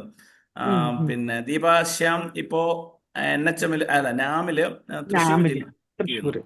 അതുപോലെ ഇടയ്ക്ക് പറഞ്ഞത് ഡോക്ടർ ഫാത്തിമത്ത് ഷഹാനയുടെ കാര്യമാണ്. ഫാത്തിമത്ത് ഷഹാനെ അതുപോലെ കുറേയേറെ ക്വസ്റ്റ്യൻസ്, ഫാത്തിമത്ത് ഷഹാനെ മറ്റേ ശ്രീചിത്രയോ വേറൊരു ഡോക്ടറൂടെ ചേർന്ന് ഇവർ രണ്ടുകൂടെ ചേർന്നിട്ട് ടെലഗ്രാമിൽ കുറേ ക്വസ്റ്റ്യൻസ് സെറ്റ് ചെയ്തിട്ടുണ്ട്. അതെല്ലാം നമ്മുടെ സക്സസ് ഗ്രൂപ്പിലേക്ക് തന്നിട്ടുണ്ട്, നമ്മൾ ഇടയ്ക്കിടാറുണ്ട്. ഇതുപോലെ ഒരുപാട് പേര് കോൺട്രിബ്യൂട്ട് ചെയ്തതാണ് നമ്മുടെ ആദ്യത്തെ ബാച്ച്. ഇപ്പോഴും ഡോക്ടർ ഇപ്പൊ പറഞ്ഞതുപോലെ നമ്മൾ പെയ്ഡ് ബാച്ച് അല്ലാതെ തന്നെ ഫ്രീ ബാച്ചിൽ ആർക്കൊക്കെ ക്ലാസ് എടുക്കാമോ അവരെ കൊണ്ടെല്ലാം ക്ലാസ് എടുപ്പിക്കുന്നുണ്ട്. പുതിയ ആളുകൾ ധാരാളം പേര്, മിക്കവാറും എല്ലാ ദിവസവും ക്ലാസ്സുകളുണ്ട്. ക്ലാസ്സുകൾ എടുക്കുന്നവരെല്ലാം വളരെ പേടിച്ചാണ് ക്ലാസ് എടുക്കാൻ വരുന്നതെങ്കിൽ ഒരു ക്ലാസ് കഴിയുമ്പോഴത്തേക്ക് അവർക്ക് ഭയങ്കര കോൺഫിഡൻ്റ് ആയി, പിന്നെ അവർ ഏത് സബ്ജക്റ്റ് വേണമെങ്കിലും എടുക്കാൻ പറ്റുന്ന രീതിയിലേക്ക്. ഞാൻ അന്നും ഡോക്ടറോടൊക്കെ പറഞ്ഞിട്ടുണ്ടെന്ന് തോന്നുന്നു, ക്ലാസ് എടുത്ത് പഠിക്കുക. ക്ലാസ് എടുക്കും തോറും നമ്മൾ കൂടുതൽ സബ്ജക്റ്റിൽ പഠിക്കാൻ പറ്റും. ഡോക്ടർ പറഞ്ഞ വാചകം തന്നെയാണ് എനിക്കും ആഡ് ചെയ്യാനുള്ളത്. ഒരാൾക്ക് പറ്റുമെങ്കിൽ വേറൊരാൾക്ക് പറ്റും. ഇപ്പോൾ 100 വേക്കൻസി വേണമെന്നില്ല, നമുക്ക് ഒരൊറ്റ വേക്കൻസി മതി. നമുക്കും ഈ പറഞ്ഞതുപോലെ ഇപ്പോൾ ഡോക്ടർ ആദ്യത്തെ 2018 സപ്ലിമെന്ററി ആയിരുന്നു പറഞ്ഞു. ഇപ്രാവശ്യം ഫസ്റ്റ് റാങ്ക് കിട്ടിയ പ്രേം തീഷ്ണ പ്രീതവും 2018 സപ്ലിമെന്ററി ലിസ്റ്റിലായിരുന്നു. ഫസ്റ്റ് റാങ്കുകാരി പ്രേം തീഷ്ണ പ്രീതം 2018 PSCയിൽ സപ്ലിമെന്ററി കഴിഞ്ഞിട്ടാണ് ഇപ്രാവശ്യം ഫസ്റ്റ് റാങ്കിലേക്ക് വന്നത്. അപ്പം സപ്ലിമെന്ററി എന്ന് പറഞ്ഞാൽ ഒരു സ്റ്റെപ്പ് ബൈ സ്റ്റെപ്പ് ആയിട്ട് കയറാൻ പറ്റും. വേറെ ആദ്യത്തെ ചാൻസിൽ തന്നെ ആദ്യത്തെ റാങ്കിൽ വന്ന, ഇല്ലെങ്കിൽ ഇപ്പം സെക്കൻഡ് റാങ്ക് കിട്ടിയ അമൃത ഡോക്ടർ അവരൊക്കെ ഫസ്റ്റ് ചാൻസിൽ തന്നെ വന്നതാണ്. പക്ഷെ ഫസ്റ്റ് ചാൻസിൽ സപ്ലിമെന്ററി പോയിട്ട് പോലും വരാനുള്ള സാധ്യതകളുണ്ട്. അത് ഒരു വേണം എന്നൊരു ഡിറ്റർമിനേഷൻ ആദ്യം ഉണ്ടാകുക, പിന്നെ അതിനനുസരിച്ച് സിസ്റ്റമാറ്റിക് ആയിട്ട് പഠിക്കുക. എനിക്ക് ഡോക്ടർ PG മെറ്റീരിയൽ തോന്നുന്നല്ലേ? അതെ സാർ, അതെ. ഡോക്ടറുടെ മെറ്റീരിയൽ ക്ലാസ്സുകളെ കുറിച്ച് ഭയങ്കര അഭിപ്രായമാണ്. കാര്യം ഡോക്ടറുടെ ആ സ്റ്റൈൽ ഓഫ് പ്രസന്റേഷൻ ഇല്ലെങ്കിൽ അത് പെട്ടെന്ന് മറന്നു പോകില്ല എന്ന് പറയുന്നുണ്ട്. മെറ്റീരിയൽ പഠിക്കുന്നതിനുള്ള 2-3 ട്രിക്ക് കൂടെ ഒന്ന് പറഞ്ഞിട്ട് നമുക്ക് എന്തെങ്കിലും ഡൗട്ട്സ് ഉണ്ടെങ്കിൽ മറ്റുള്ളവരുടെ പാർട്ടിസിപ്പൻസിന്റെ ഡൗട്ട്സിലേക്ക് പോകാം. മെറ്റീരിയൽ പറയാനുള്ള ഞാൻ അന്നും പറഞ്ഞിരുന്നു, കീ ടു മെറ്റീരിയൽ അല്ലെങ്കിൽ കീ ടു ബോറിക് എന്ന രീതിയിൽ നമ്മൾ മെറ്റീരിയൽ പഠിക്കാം. അതായത് കീനോട്ടിൽ ഒരു മെഡിസിനും നമുക്ക് അവോയ്ഡ് ചെയ്യാനില്ല. അപ്പൊ ആ മെഡിസിന്റെ തന്നെ ബോറിക് എടുക്കുക. അതേപോലെ നാഷും ഒരു 70% നമ്മൾ ഈ 2 ബുക്സ് എന്നുള്ള ക്വസ്റ്റ്യൻസ് നമുക്ക് കവർ ചെയ്യാൻ പറ്റും എന്നുള്ളതാണ്. അപ്പൊ അതിന്റെ ആ മെഡിസിന്റെ അബ്രോട്ടാൻ എടുത്തു, അതിന്റെ ഇൻട്രൊഡക്ഷൻ പാർട്ടിലെ ഏറ്റവും ഹൈലൈറ്റിംഗ് ആയിട്ടുള്ള ഒരു സിംറ്റം അത് ഇറ്റാലിക്സ് നമ്മുടെ കീനോട്ട്, ഞാൻ അങ്ങനെയാണ് ചെയ്തുകൊണ്ടിരുന്നത്. ചിലർക്ക് കീനോട്ട് വരച്ചിടുന്നത് ഇഷ്ടമില്ല, എന്റെ കീനോട്ട് കണ്ടാൽ പേടിച്ചു പോകുന്നു, അന്നും ഞാൻ പറഞ്ഞിരുന്നു. പക്ഷെ ഞാൻ ചെയ്തുകൊണ്ടിരുന്നത് ഇങ്ങനെയാണ്. അതിനകത്ത് ആ കീനോട്ടിനകത്ത് പ്രൂവർ ആരാണ്, പാർട്സ് ഏത് യൂസ്ഡ് ആണ്, അതിന് എന്തെങ്കിലും സിനോണിംസ് നെയിം ആയിട്ടുണ്ടോ, എന്തെങ്കിലും പ്രത്യേകിച്ച് അതിനെക്കുറിച്ച്. ഇപ്പൊ ചില പേരുകൾ നമ്മൾ ബോറിക്കിൽ പറയുന്ന അതേ പേരല്ല കീനോട്ടിൽ പറയുന്നത്. അപ്പൊ ആ പേരുകൾ എന്തെങ്കിലും റിലേഷൻ ഉണ്ടെങ്കിൽ അതും ഇൻട്രൊഡക്ഷൻ പോലെ എഴുതിയിടും. ഇറ്റാലിക്സിൽ എന്തെങ്കിലും ഉണ്ടെങ്കിൽ ആ ഇറ്റാലിക്സ് സിംറ്റംസ് അതിലിടും. ഇപ്പൊ നമ്മൾ ഹെഡ് സിംറ്റംസ് ഒന്നിലുണ്ടോ ഒന്നിലില്ല, അപ്പൊ നമ്മൾ അത് ചെറുതായിട്ട് ഞാൻ എൻ്റെ പെൻസിലിൽ എഴുതിയിടും. അല്ല നിങ്ങൾക്ക് ഇങ്ങനെ സ്റ്റിക്ക് പേപ്പേഴ്സ് പോലെ ആക്കിയിട്ട് എഴുതി വെക്കാൻ പറ്റുമെങ്കിൽ അങ്ങനെ. അപ്പൊ നമ്മൾ കീനോട്ടിൽ തന്നെ ബോറിക്കിനെ കുറിച്ച് കീനോട്ട് റെമഡീസിന്റെ ഫുൾ നമ്മൾ അത് കറക്റ്റായി. പിന്നെ നമ്മൾ വേണ്ടത് ബോറിക്കിൽ അതിൽ വരുന്ന എക്സ്ട്രാ റെമഡീസ് എന്തെങ്കിലും ആണ്. അപ്പൊ സ്ഥിരമായിട്ട് ചില ക്വസ്റ്റ്യൻസ്, സെഡ്രോൺ എന്ന് പറഞ്ഞ മെഡിസിൻ എനിക്ക് തോന്നുന്നു 2018 PSCയിലോ മറ്റോ ആണ് സെഡ്രോണിനെ കുറിച്ച് ചോദിച്ചിട്ടുണ്ട്. ഈ time clock vice time arrangement എന്നൊക്കെ പറഞ്ഞു. അപ്പൊ അത് നമ്മൾ മറ്റേതിലില്ലല്ലോ, അതുകൊണ്ട് നമ്മൾ നോക്കാൻ വിട്ടുപോകും. അങ്ങനെയുള്ള ചില മെഡിസിൻസ്, ഇപ്പോൾ ഓക്സാലിക് ആസിഡിൽ ഒരുപാട് സിംറ്റംസ് ഉണ്ട്, ലാക്ടിക് ആസിഡിൽ ഒരുപാട് സിംറ്റംസ് ഉണ്ട്. അപ്പൊ ചില മെഡിസിൻസ് ബാക്കിയെല്ലാം ഇപ്പൊ ദീപ ഡോക്ടർ ചെയ്യുന്ന ഒരു വലിയ എഫേർട്ട് എല്ലാവരും ആ മനസ്സൊന്നും കാണിക്കില്ല. അപ്പൊ ദീപ ഡോക്ടർ ചെയ്യുന്ന ആ ഒരു ഓഡിയോ നമ്മൾ പോകുന്ന യാത്രയിൽ ഒരു ഹെഡ്സെറ്റ് വെച്ച് കേട്ടാൽ മതി. അത് രണ്ടാമത് റിവൈസ് ചെയ്ത് നമ്മൾ ആ കാര്യം തറവായി, ഒന്നുമില്ലെങ്കിൽ ഞാനിത് മുമ്പേ കേട്ടിട്ടുണ്ടല്ലോ എന്നെങ്കിലും നമുക്ക് ഓർക്കും. അതിനെ നമ്മൾ വേറൊരാളോടൊന്നും ഒരു MCQ മോഡൽ ആക്കി കഴിഞ്ഞാൽ ആ സംഭവം കംപ്ലീറ്റ് ആണ്. മെറ്റീരിയൽ മേടിക്കാന്ന് പറഞ്ഞാൽ എല്ലാം ഓർമ്മയിലുണ്ടെന്ന് തോന്നും, പിന്നെ മറന്നു പോകുന്നൊരു സബ്ജക്റ്റാണ്. അപ്പൊ ഈ റിവിഷൻ ആണ് മെറ്റീരിയൽ ഏറ്റവും കൂടുതൽ നല്ലത്. അതിൽ ഒരു കാരണവശാലും ഞാൻ എൻ്റെ കാര്യം പറയണേ, ഞാൻ തൊട്ട് തുടങ്ങി ഒരു കാലത്തും തീർന്നിട്ടില്ല. ഇപ്പൊ സാറ് പറഞ്ഞ പോലെ ഞാൻ ഒന്നെങ്കിൽ സെഡിൽ തുടങ്ങും, അല്ലെങ്കിൽ ടിയിൽ തുടങ്ങും, അല്ലെങ്കിൽ എസ്സിൽ തുടങ്ങും, അല്ലെങ്കിൽ ബിയിൽ തുടങ്ങും. അപ്പൊ നമ്മൾക്ക് ഏതോ ഒരു ഭാഗം തീർന്നു എന്നൊരു തോന്നൽ മനസ്സിൽ വരും. എന്നിട്ട് ഇടയിൽ കുറച്ച് ഷഫിൾ ചെയ്ത് കയറ്റുക ചെയ്യാം. അപ്പൊ നമ്മൾ പഠിക്കുകയും ചെയ്യും. പിന്നെ സാറ് പറഞ്ഞ പോലെ പിക്ചറൈസ് ചെയ്യായിരുന്നു. പണ്ട് ഞങ്ങൾ കോളേജിലായിരുന്നപ്പോൾ ഇതുപോലെ കുറെ ഇങ്ങനെ ആളെ വെച്ചിട്ടൊക്കെ പിക്ചറൈസ് ചെയ്യാൻ ചെയ്യുമായിരുന്നു. അങ്ങനെ വെച്ച് ചെയ്യാൻ പറ്റുമെങ്കിൽ അങ്ങനെ ചെയ്യുക. അതല്ലെങ്കിൽ വേറൊരാളെ പഠിപ്പിക്കുക. അല്ലെങ്കിൽ നമ്മൾ തന്നെ അതിലെ റിലേഷൻഷിപ്പ് പാർട്ട് വേറെ ആയിട്ട് എഴുതി വെക്കുക. അപ്പൊ നമ്മൾ ഒരു കാരണവശാലും മറന്നു പോകുന്നില്ല. അപ്പൊ ആ റിലേഷൻഷിപ്പ് പാർട്ട് നമ്മൾ പഠിക്കുന്ന സമയത്ത് ഒരു വൈറ്റ് പേപ്പറിൽ എഴുതി വെച്ച് അതൊന്ന് ക്ലിപ്പ് ചെയ്ത് വെച്ച് കഴിഞ്ഞാൽ അവസാനം നമുക്കൊരു എൻസൈക്ലോപീഡിയ കിട്ടി, നമ്മുടെ റിലേഷൻഷിപ്പ് മാത്രം. അതിൽ നിന്ന് ഏത് ക്വസ്റ്റ്യൻ തിരിച്ചും മറിച്ചും ചോദിച്ചാലും നമുക്ക് എഴുതാൻ പറ്റും എന്നുള്ളതാണ്. ചെറിയ വേരിയേഷൻ ആയിരിക്കും റിലേഷൻഷിപ്പിലോ അല്ലെങ്കിൽ മൊഡാലിറ്റീസിലോ ഉണ്ടാവുള്ളൂ. നമ്മുടെ കണ്ണിപ്പെടാത്ത കാര്യമായിരിക്കും. ഇപ്പൊ സ്നോ കൊണ്ടുള്ള ഒരു അഗ്രിവേഷൻ എന്ന് പറഞ്ഞാൽ എനിക്ക് തോന്നുന്നു മെക്സോളിൽ കിടപ്പുണ്ടെന്ന്, നമ്മൾ ആരും ശ്രദ്ധിക്കാത്ത കാര്യമാണ്. അപ്പൊ അങ്ങനെയുള്ള ചെറിയ ചെറിയ പോയിന്റുകൾ ഒന്ന് എഴുതി വെക്കുക, അതൊന്ന് റിവൈസ് ചെയ്യുക. അപ്പൊ നമ്മൾ ഇന്നിപ്പോ ഞാൻ ആകെ പഠിച്ച അബ്രോട്ടാനാണ്, അതിന്റെ റിലേഷൻഷിപ്പിൽ എന്തെങ്കിലും കിടപ്പുണ്ടോ അത് മാത്രം ഞാൻ നോക്കി വെച്ചാൽ പിന്നീട് ഒരിക്കലും ഞാൻ ആ കാര്യം ടച്ച് വിട്ടു പോകുന്നില്ല. നമ്മുടെ സിംറ്റംസ് കൺഫ്യൂഷൻ വന്നാൽ ഈ റിലേഷൻഷിപ്പ് കൺഫ്യൂഷൻ വരുന്ന സാധ്യത കുറവാണ്. അങ്ങനെ നിങ്ങളൊന്ന് ശ്രമിക്കണമെന്നാണ് എനിക്ക് തോന്നുന്നത്. നമ്മൾ വളരെ നല്ലതാണ്, കെൻഡ് വായിക്കുന്നത് നല്ലതാണ്, പിന്നെ നെറിന്റെ ടെക്സ്റ്റ് ബുക്സ് ഒക്കെ എല്ലാം വായിക്കുന്നത് നല്ലതാണ്, ഹെറിങ്ങിന്റെ നല്ലതാണ്. പക്ഷെ ഈ 3 ബുക്സ് എങ്കിലും നമുക്കൊരു ഐഡിയ ഉണ്ടാകണമെന്നുള്ളതാണ്. അതേ കാര്യം ഇപ്പൊ നമ്മളൊരു സിസ്റ്റം പഠിക്കുന്ന കാര്യം പറഞ്ഞു. ഇപ്പൊ റെപ്പട്രിയുടെ കേസിലാണെങ്കിൽ നമ്മൾ ആ സിസ്റ്റം പഠിക്കുമ്പോൾ പറ്റുവാണെങ്കിൽ ആ റെപ്പട്രിയും കൂടെ അതിന്റെ കുറച്ചുകൂടെ മെഡിസിൻസും കൂടെ പഠിച്ചു കഴിഞ്ഞാൽ നമ്മൾ റെപ്പട്രിയും കൂടെ അതിന്റെ പെർഫെക്റ്റ് ആവും. ഇപ്പൊ ഞാൻ നേരത്തെ പറഞ്ഞു സിസ്റ്റം പഠിക്കുമ്പോൾ നമ്മൾ ആ റെപ്പട്രിയുടെ കൂടെ കാര്യങ്ങൾ കുറച്ച് കഴിഞ്ഞാൽ ഈ മെഡിസിനുമായി റെപ്പട്രിയുമായി എന്നുള്ളതാണ്. ഫോർഗ്രൗണ്ട് സെപ്പറേറ്റ് തന്നെയായിട്ട് പഠിക്കണം എങ്കിലും അപ്പൊ നമ്മൾ ഈ 3 കാര്യങ്ങൾ 5 മെഡിസിനെ പഠിച്ചാൽ 5 മെഡിസിൻ പക്ക ആയിട്ട് പഠിച്ചു, ക്ലിയർ ആയിട്ട് പഠിച്ചു. അതിൽ ഡൗട്ട് ഇല്ല, കൺഫ്യൂഷൻ ഇല്ല. ഓഡിയോ ഒന്നുകൂടെ കേൾക്കുക, ഒരു MCQ അറ്റൻഡ് ചെയ്യുക. നമ്മൾ അതിൽ വെറുതെ നമ്മൾ ഈ ടെലിഗ്രാമിൽ സെർച്ച് ചെയ്ത് കൊടുത്താൽ മതി. ഇപ്പൊ ഞാൻ അങ്ങനെ ചെയ്തിട്ടുണ്ട്. ഇപ്പൊ മെർക്സോൾ എന്നാണെങ്കിൽ മെർക്സോളിന് സെർച്ച് ചെയ്ത് കൊടുക്കും. അപ്പൊ അതിനെപ്പറ്റിയുള്ള കുറേ ക്വസ്റ്റ്യൻസ് ഒരുമിച്ച് നമുക്ക് കിട്ടും. അപ്പൊ നമ്മൾ ആ കാര്യം അങ്ങ് തറവായി നമ്മളോട് ആര് ചോദിച്ചാലും അതിനെപ്പറ്റി നമുക്ക് ഒരു സംശയവുമില്ല. എങ്ങനെ ചോദിച്ചാലും ഈ കാര്യം തന്നെയല്ലേ തിരിച്ചു മറിച്ചും ചോദിക്കുന്നത്. അപ്പൊ നമുക്ക് വിട്ടു. അപൂർവമായിട്ട് ഭയങ്കര ടഫ് ക്വസ്റ്റ്യൻ കെന്റിന്റെ ടെക്സ്റ്റ് ബുക്ക് ഒന്ന് ഫിലോസഫി എന്നൊക്കെ ചോദിച്ചിട്ടുണ്ട് പണ്ട്. എന്നാലും നമുക്ക് ഒരുമാതിരിപ്പെട്ട എല്ലാ കാര്യങ്ങളും അല്ലെങ്കിൽ നമ്മുടെ ലോജിക്ക് വെച്ചെങ്കിലും നമുക്കത് അറ്റൻഡ് ചെയ്യാൻ പറ്റും എന്നാണ് ഞാൻ വിശ്വസിക്കുന്നത്. Veterinary PG ആയതുകൊണ്ടല്ല. ആർക്കെങ്കിലും എന്തെങ്കിലും സംശയം ഉണ്ടെങ്കിൽ ചോദിക്കാൻ ഒരു അവസരം കൊടുക്കാം. Okay madam. തീർച്ചയായിട്ടും എന്തെങ്കിലും സംശയം ഉണ്ടെങ്കിൽ ചോദിക്കാം. ഒപ്പം ഞാൻ പിന്നെ അഞ്ജു ഡോക്ടർ ആദ്യം പറഞ്ഞ crack the entrance, doctor TK ജിതേഷും 3 പേര് ചേർന്ന് 3 മലയാളി ഡോക്ടർമാരാണ്. അതിനകത്താണ് എല്ലാത്തിന്റെയും പ്രൂവേഴ്സിന്റെ പേരുണ്ട് ഇല്ലേ, ഓരോ പ്രൂവേഴ്സും പ്രൂവ് ചെയ്ത മെഡിസിന്റെ ലിസ്റ്റ് ഉണ്ട്. അതുപോലെ കോമൺ നെയിം, ഫാമിലി, ഇങ്ങനെയുള്ള കാര്യങ്ങൾ നമുക്ക് ചിലപ്പോഴും നമ്മുടെ ടെക്സ്റ്റ് ബുക്കിൽ കിട്ടില്ല. അത് സിസ്റ്റമാറ്റിക് ആയിട്ട് അറേഞ്ച് ചെയ്തിട്ടുണ്ട്. അതുകൊണ്ട് അത് വളരെ യൂസ്ഫുൾ ആയിട്ടുള്ള ഒരു ടെക്സ്റ്റ് ബുക്കാണ്. ഞാൻ പക്ഷേ ഈ അടുത്ത കാലത്താണ് അത് പലരും പറഞ്ഞു കേട്ടിട്ടാണ് അത് വാങ്ങിയത്. പക്ഷേ ഈ പറഞ്ഞ പോലെ കോമ്പറ്റീറ്റീവ് എക്സാമിന് വളരെ പിന്നെ ചെറിയൊരു ബുക്കാണ്, നമ്മുടെ കീനോട്ടിനേക്കാൾ അല്പം കൂടെ വലിപ്പമേ ഉള്ളൂ. പക്ഷെ അതിനകത്തെല്ലാം വളരെ കൃത്യമായിട്ട് സോർട്ട് ചെയ്ത് റെഡിയാക്കി വെച്ചിട്ടുണ്ട്. ക്രാക്ക് ദ എൻട്രൻസ് മെട്രിയാമെഡിക്ക പഠിക്കാനായിട്ട് എല്ലാവരെയും ഞാനും റെക്കമെൻഡ് ചെയ്യാണ്. എന്തെങ്കിലും അല്ല, നിങ്ങളുടെ ഡൗട്ട്സ് കൂടെ പോരട്ടെ. നിങ്ങൾക്ക് അഞ്ജു ഡോക്ടറോട് എന്തെങ്കിലും ചോദിക്കാനുണ്ടെങ്കിൽ ചാറ്റ് ബോക്സിൽ ചോദിച്ചാലും മതി, അല്ലെ വീഡിയോ ഓണാക്കി ചോദിക്കാം. ഒന്ന് ഹാൻഡ് റൈസ് ചെയ്താൽ അൺമ്യൂട്ട് ചെയ്യാനുള്ള ഓപ്ഷൻ ഇടാം കേട്ടോ. ചിലപ്പോ അൺമ്യൂട്ട് ചെയ്യാൻ പറ്റുന്നില്ലേ, ഒന്ന് ഹാൻഡ് റൈസ് ചെയ്താലേ അൺമ്യൂട്ട് ചെയ്യാനുള്ള ഓപ്ഷൻ ഇടാം. ആരെങ്കിലും അൺമ്യൂട്ട് ചെയ്യുമ്പോഴേക്കും ആരെങ്കിലും ഹാൻഡ് റൈസ് ചെയ്യുമ്പോഴേക്കും ഞാനൊരു കാര്യം പറയട്ടെ. പാലക്കാട് ജില്ലയിൽ ജോലി ചെയ്തിട്ടുണ്ടെന്ന് പറഞ്ഞു. പാലക്കാട് ജില്ലയിൽ ചെല്ലുമ്പോ അവിടുത്തെ സീനിയർ ഡോക്ടർമാർ ആരൊക്കെയായിരുന്നു? പ്രഭാതൊക്കെ ഉണ്ടോ? ഡോക്ടർ പ്രഭാതൊക്കെ ഉണ്ടായിരുന്നു. പിന്നെ വേറെ അന്ന് ഇപ്പൊ മാറി മാഡം ജ്യോതി മാഡം ഒക്കെ ആയിരുന്നു അന്നത്തെ DMO. മാഡം ഇപ്പൊ മാറി. പ്രഭാത് ഇപ്പൊ കുറിച്ചി ആശുപത്രിയിലെ സൂപ്രണ്ടാണ്. അതെ ട്രാൻസ്ഫർ ആയി. സാർ വളരെ ഹെൽപ്ഫുൾ ആയിരുന്നു. പിന്നെ Wayanad DMO Uma CV doctor madam retire ആയി. ഇപ്പം അച്ചാമ്മ മാഡം കൂടെ ജോലി ചെയ്തിട്ടുണ്ടോ? ഇല്ല റിട്ടയർ ചെയ്തിട്ടില്ല. ഡോക്ടർ 1 വർഷം കഴിഞ്ഞു, 1 വർഷത്തിലധികമായി റിട്ടയർ ചെയ്തിട്ട്. ഇപ്പൊ അച്ചാമ്മ മാഡം മറ്റേ ഫ്ലഡ് ഉണ്ടായിരുന്നല്ലോ ആ സമയത്ത്. എല്ലാവർക്കും സംസാരിക്കാവുന്ന രീതിയിലാക്കിയിട്ടുണ്ട്. ആരെങ്കിലും ഡൗട്ട്സ് ഉണ്ടെങ്കിൽ പെട്ടെന്ന് അൺമ്യൂട്ട് ചെയ്ത് സംസാരിക്കുക. എല്ലാവർക്കും സ്വയം അൺമ്യൂട്ട് ചെയ്യാൻ പറ്റും. 5 മിനിറ്റേ മാക്സിമം ഉള്ളൂ.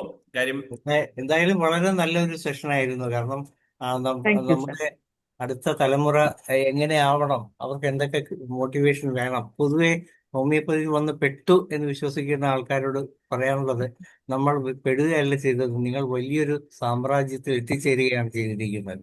അത് നിങ്ങൾ Yes. തിരിച്ചറിയുന്നില്ല എന്നുള്ളതാണ്. പക്ഷെ ഇപ്പൊ PSCക്ക് പഠിച്ചിട്ട് നിങ്ങൾക്ക് ജോലി കിട്ടിയില്ലെങ്കിൽ പോലും നിരാശപ്പെടേണ്ട. കാരണം ഓരോ അതെ അറിവും ചെറുതല്ല. ഈ കിട്ടുന്ന അതെ അറിവുകൾ വെച്ച് നിങ്ങൾക്ക് നമ്പർ 1 പ്രാക്ടീഷണർ ആകാം. കാരണം ഹോമിയോപ്പതി അത്രയ്ക്ക് വിശാലമാണ്, ഒത്തിരി വലിയൊരു ലോകമാണ്. ഇറങ്ങി വന്നാൽ മാത്രം മതി. ഞങ്ങളൊക്കെ പണ്ട് കാലത്ത് ചെറിയ ചികിത്സകരായി തുടങ്ങിയവരാണ്. ഇന്നിപ്പോഴ് ഹോമിയോപ്പതി കൊണ്ട് ഇന്ന് നേടാനായിട്ട് ഒന്നുമില്ല. അപ്പോൾ സത്യത്തിൽ ഗവൺമെന്റ് ഡോക്ടർ പോലും അല്ല. അപ്പൊ അതെ ഗവൺമെന്റ് മിഷണറിയിൽ അല്ലാഞ്ഞിട്ട് പോലും നമുക്ക് ആർക്കും ഇന്ന് വരെ തിരിഞ്ഞു നോക്കേണ്ടി വന്നിട്ടില്ല. അതുകൊണ്ട് തന്നെ അതേ അനുഭവങ്ങൾ നിങ്ങൾക്കും ഉണ്ടാകും. പക്ഷേ പഠനം, തുടർ പഠനം, പിന്നെ പഠിച്ചു കഴിഞ്ഞാൽ ഇത് എന്റെ മാത്രം കഴിവുകൊണ്ട് എനിക്ക് കിട്ടിയതാണ് എന്ന് വിശ്വസിക്കരുത്.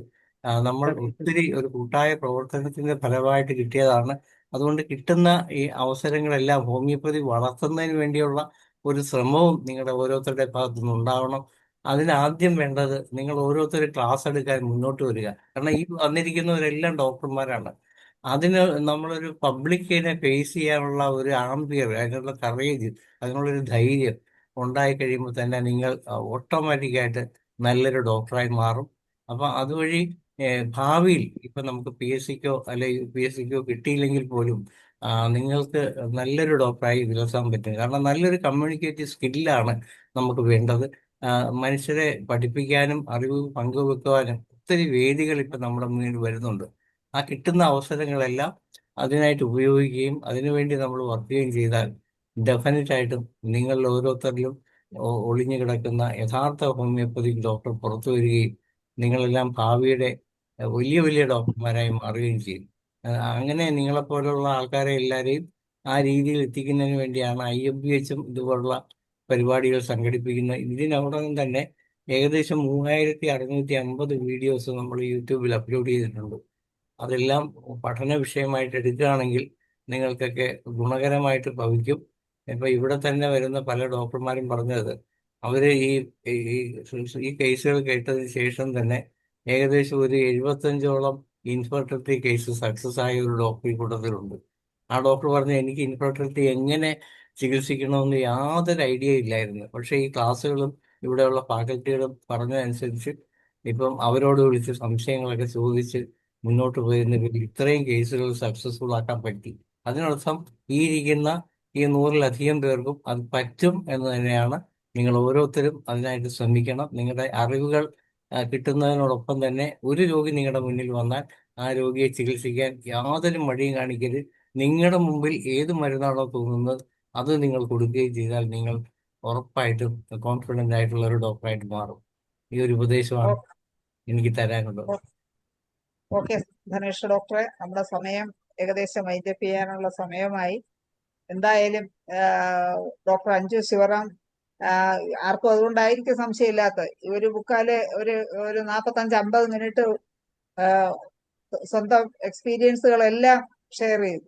എങ്ങനെ പഠിക്കണമെന്നൊക്കെ ഉള്ള കാര്യങ്ങളും PSCക്ക് എങ്ങനെ അറ്റൻഡ് ചെയ്യണമെന്നുള്ളതൊക്കെ വളരെ നന്നായി തന്നെ ഡോക്ടർ പറഞ്ഞ്, അത് മനസ്സിനകത്തുനിന്ന്, പുറമേ മാത്രമല്ല ആത്മാർത്ഥമായി തന്നെ ഉള്ളിൽ തട്ടി തന്നെയാണ് ഡോക്ടർ സ്വന്തം അനുഭവങ്ങളെല്ലാം ഇവിടെ വിവരിച്ചത്. അതുകൊണ്ട് തന്നെ അവർക്കെല്ലാം നല്ലൊരു ഐഡിയ കിട്ടിക്കാണും എന്ന് പ്രതീക്ഷിക്കുന്നു. എന്തായാലും ഡോക്ടറെ ഇവിടെ കൊണ്ടുവരികയും ഡോക്ടറെ ഈ ഒരു IFPHന്റെ പ്ലാറ്റ്ഫോമിൽ കൊണ്ടുവന്ന് ഇങ്ങനെ ഒരു പ്രോഗ്രാം നടത്താൻ സാധിച്ച നമ്മുടെ അശോക് കുമാർ ഡോക്ടർക്ക് പ്രത്യേക ആരോ നന്ദി. എന്തോ ചോദിക്കുന്നു, ഒന്ന് പറഞ്ഞു. എന്തോടാ, പറഞ്ഞോളൂ. ആരും ചോദിച്ചോ ഇവിടെ? അഞ്ജു മാമിന്റെ ഒരു സ്റ്റുഡന്റ് ആണ്. ഹോമിയോ കോളേജില്, കോഴിക്കോട് ഹോമിയോ കോളേജിൽ പഠിപ്പിച്ചിട്ടുണ്ടായിരുന്നു. അഞ്ജു മാം പറഞ്ഞോട്ടെ. മാം, ഈ ഓർഗനോൺ എങ്ങനെയാ പഠിക്കേണ്ടതെന്നൊന്നും? ഓർഗനോൺ ഞാൻ പഠിച്ചത്, ഞാൻ ഫോറംസ് ഒരു സെക്ഷനായിട്ട് പഠിക്കും, ഒരു പൈനിയറിനെ കുറിച്ച് പഠിക്കും, പിന്നെ അതിൽ പ്രധാനപ്പെട്ട നമുക്ക് തോന്നുന്ന ഏതെങ്കിലും ഒരു ബുക്സിന്റെ ഒരു സെക്ഷൻ, അത് ബേസിക്കലി അത് കൃത്യമായിട്ട് ഷെഡ്യൂളായിട്ട് കിടപ്പുണ്ട്. അങ്ങനെയാണ് ഞാൻ പഠിച്ചുകൊണ്ടിരിക്കുന്നത്. ഏകദേശം ഒരു 5 ഫോറസംസ് ഒരു ദിവസം കംപ്ലീറ്റ് ചെയ്യാൻ ശ്രമിക്കാറുണ്ടായിരുന്നു. അതേപോലെ ഒരു പൈനിയറിന്റെ ഹിസ്റ്ററി പഠിക്കുക. അപ്പോൾ പൈനിയറിന്റെ ഹിസ്റ്ററി ചിലപ്പോൾ നമുക്ക് ചിലത് കംപ്ലീറ്റ് ആക്കാൻ പറ്റില്ല, കംപ്ലീറ്റ് ആക്കുന്ന അത്രയും, പിന്നെ പ്ലസ് ബുക്സും കൂടെ. ബുക്സിന്റെ ഇയേഴ്സ് കുറച്ച് അതിനകത്ത് മെൻഷൻ ചെയ്യുന്നുണ്ട്. അങ്ങനെയും കൂടെ ഡിവൈഡ് ചെയ്താ പഠിച്ചുകൊണ്ടിരുന്നത്. Okay ma'am. ഓക്കെ റാഷിദെങ്കിലും ഒരു സംശയം ചോദിച്ചല്ലോ. അത് വളരെ സന്തോഷം. എന്തായാലും അതാണ് ഓർഗനോണെ ഉള്ളൂ ഡോക്ടർ പറയാതിരുന്നത്. അതൊഴികെ ബാക്കിയെല്ലാം നല്ല രീതിയിൽ അവർക്കെല്ലാം പിടികിട്ടി കാണും. അതുകൊണ്ടാണ് വലിയ സംശയങ്ങളൊന്നും ചോദിക്കാത്തത്. എന്തായാലും വളരെ സന്തോഷം. അശോക് കുമാർ ഡോക്ടർക്ക് പ്രത്യേക നന്ദി അറിയിക്കുകയാണ്. ഇങ്ങനെ ഒരു ക്ലാസ് നടക്കാൻ ഇടയായത് അശോക് കുമാർ ഡോക്ടർക്കാണ്. ഡോക്ടറുടെ സ്റ്റുഡൻസിനെ ഓരോരുത്തരെയായിട്ട് ഇങ്ങനെ കൊണ്ടുവരുന്നുണ്ട്. അല്ല, നല്ലൊരു അടുത്തൊരു സെഷൻ PSC തയ്യാറെടുക്കുന്നവർക്കുള്ള സംശയങ്ങൾ നിവാരണം നടത്തുന്ന ഒരു സെഷനായിട്ട് ചെയ്യാനാണ് ഞാൻ താല്പര്യപ്പെടുന്നത്. ഡോക്ടർമാർ അവരുടെ ഡൗട്ട്സ് മുൻകൂട്ടി ചോദിക്കുകയാണെങ്കിൽ മുൻകൂട്ടി എനിക്ക് മെസ്സേജ് ചെയ്യോ അല്ലെങ്കിൽ ആർക്കെങ്കിലും ഒക്കെ അയച്ചു കൊടുത്താൽ നമുക്കത് പിന്നെ ഡിസ്കസ് ചെയ്യാം. കൂട്ടത്തിൽ നമ്മുടെ സിലബസും ഒക്കെ കൂടെ ഒന്ന് ഡിസ്കസ് ചെയ്യാം. എല്ലാ പ്രാവശ്യവും നമ്മൾ മോട്ടിവേഷൻ ക്ലാസ്സുകൾ എന്നുള്ള രീതിയിൽ പോകാതെ ഈ പറഞ്ഞതുപോലെ പിന്നെ അഞ്ജു ഡോക്ടർ തന്നെ ഒരു പ്രാവശ്യം പറഞ്ഞ, അതായത് ഈ സപ്ലിമെന്ററി ലിസ്റ്റിൽ വരുന്ന ഒരു മെയിൻ ലിസ്റ്റിലാകുമോ, അങ്ങനെയൊക്കെയുള്ള ഒരുപാട് സംശയങ്ങൾ, ഇല്ലെങ്കിൽ എന്താണ് അഡ്വൈസ് മെമ്മോയുടെ കാര്യവും അതുപോലുള്ള കുറേ സംശയങ്ങൾ PSC പരീക്ഷയെക്കുറിച്ച് ഉണ്ടാകാൻ സാധ്യതയുണ്ട്. അതെന്തൊക്കെയാണെന്ന് വെച്ചാൽ നമുക്ക് അതിനൊരു മറുപടി പറയുന്ന ഒരു സെഷൻ 1-2 ആഴ്ചയ്ക്കകത്ത് ചെയ്യാം. വീണ്ടും നമുക്ക് ഈ വേദിയിൽ ഞാൻ കഴിഞ്ഞ ക്ലാസ്സുകളിലൊക്കെ പറഞ്ഞതുപോലെ ആദ്യ റാങ്കുകളിൽ വന്ന ഒരുപാട് ഡോക്ടർമാർ റെഡി ആയിട്ടുണ്ട്. പലരും ഒക്കെ PG ചെയ്തുകൊണ്ടിരിക്കുകയും PG കഴിഞ്ഞിട്ട് ഇപ്പം ജസ്റ്റ് ജോയിൻ ചെയ്യും. ഏപ്രിൽ 11 ജോയിൻ ചെയ്തവരുണ്ട്. PG കംപ്ലീറ്റ് ചെയ്തിട്ട് വന്ന് ഷിജില് നമ്മുടെ ക്ലാസ്സിൽ വന്ന് ഷിജില് മെയ് 5 ജോയിൻ ചെയ്യാനിരിക്കുന്നേ ഉള്ളൂ. ബീഹാറിലായതുകൊണ്ട് ഒരല്പം എക്സ്റ്റൻഷനായി. അങ്ങനെയൊക്കെയുള്ള തിരക്കിലായതുകൊണ്ടാണ് അവരെ നമുക്ക് അവൈലബിൾ അല്ലാത്തത്. എങ്കിൽ പോലും നമുക്ക് അങ്ങനെയുള്ളവരെയും പങ്കെടുപ്പിക്കാം. അഞ്ജു ഡോക്ടർ വീണ്ടും വരും. അഞ്ജു ഡോക്ടറെ നമുക്ക് വീണ്ടും കൊണ്ടുവരാം. ഓക്കെ. അപ്പൊ ഈ സംശയം ചോദിക്കുമ്പോ അതിന് ഉത്തരം പറയാൻ വേണ്ടി ഇതുപോലെ അടുത്ത ഒരു സെഷൻ നമുക്ക് വെക്കാം. അപ്പൊ ഓക്കെ. അത് ഡൗട്ട്സ് ഉള്ളവര് തീർച്ചയായിട്ടും അതൊന്നും നേരത്തെ കമ്മ്യൂണിക്കേറ്റ് ചെയ്യോ, ഇല്ലെങ്കിൽ അന്ന് തയ്യാറായി വന്നാലും മതി. കൃത്യമായിട്ട് ചോദിക്കാനായിട്ട് റെഡി ആയിട്ട് വന്നാലും മതിയാകും. ഓക്കെ, വൈൻഡപ്പ് ചെയ്തോളൂ.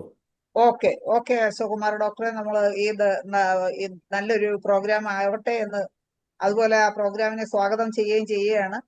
വളരെ സന്തോഷം. അപ്പോ അശോക് കുമാർ ഡോക്ടറാണ് ഇങ്ങനെ ഈ ഒരു പ്രോഗ്രാമിന് ഡോക്ടർ അഞ്ജു ശിവറാമിനെ പരിചയപ്പെടുത്തുകയും ഇങ്ങനെ ഒരു പ്രോഗ്രാം കൊണ്ടുവരികയും ചെയ്ത അശോക് കുമാർ ഡോക്ടർ നമ്മളെ റിട്ടയർഡ് DMO കൂടിയാണ്.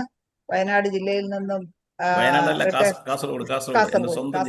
കാസർഗോഡ് ജില്ലയിൽ നിന്ന് റിട്ടയർ ചെയ്ത അശോക് കുമാർ ഡോക്ടർക്ക് കൊല്ലം സ്വദേശിയായ, എന്റെ നാട്ടുകാരനും കൂടിയാണ്, കൊല്ലം സ്വദേശിയായ അശോക് കുമാർ ഡോക്ടർക്ക് IFPHന്റെ പേരിലുള്ള പ്രത്യേക നന്ദി അറിയിക്കുന്നു. അതുപോലെ തന്നെ വളരെ നല്ല രീതിയിൽ പുതിയ ഉദ്യോഗാർത്ഥികൾ അല്ലെങ്കിൽ PSC എഴുതാൻ തയ്യാറെടുക്കുന്ന കുട്ടികൾക്ക്, ഡോക്ടർമാർക്ക് നല്ല രീതിയിൽ അതിന്റെ കാര്യങ്ങളെക്കുറിച്ച് വിവരിച്ചു കൊടുത്ത ഡോക്ടർ അഞ്ജു ശിവറാമിനും മെഡിക്കൽ ഓഫീസർ വയനാട് ജില്ല വളരെ സ്നേഹപൂർവ്വം നന്ദി അറിയിക്കുന്നു. അതുപോലെ ഇന്ന് ഈ പ്ലാറ്റ്ഫോമിൽ എത്തിയ എല്ലാ സ്റ്റുഡൻസിനും പ്രത്യേക നന്ദി അറിയിച്ചുകൊണ്ട് ശുഭരാത്രി നേർന്നുകൊണ്ട് നിർത്തുന്നു. നമസ്കാരം. Good night. Thank you sir.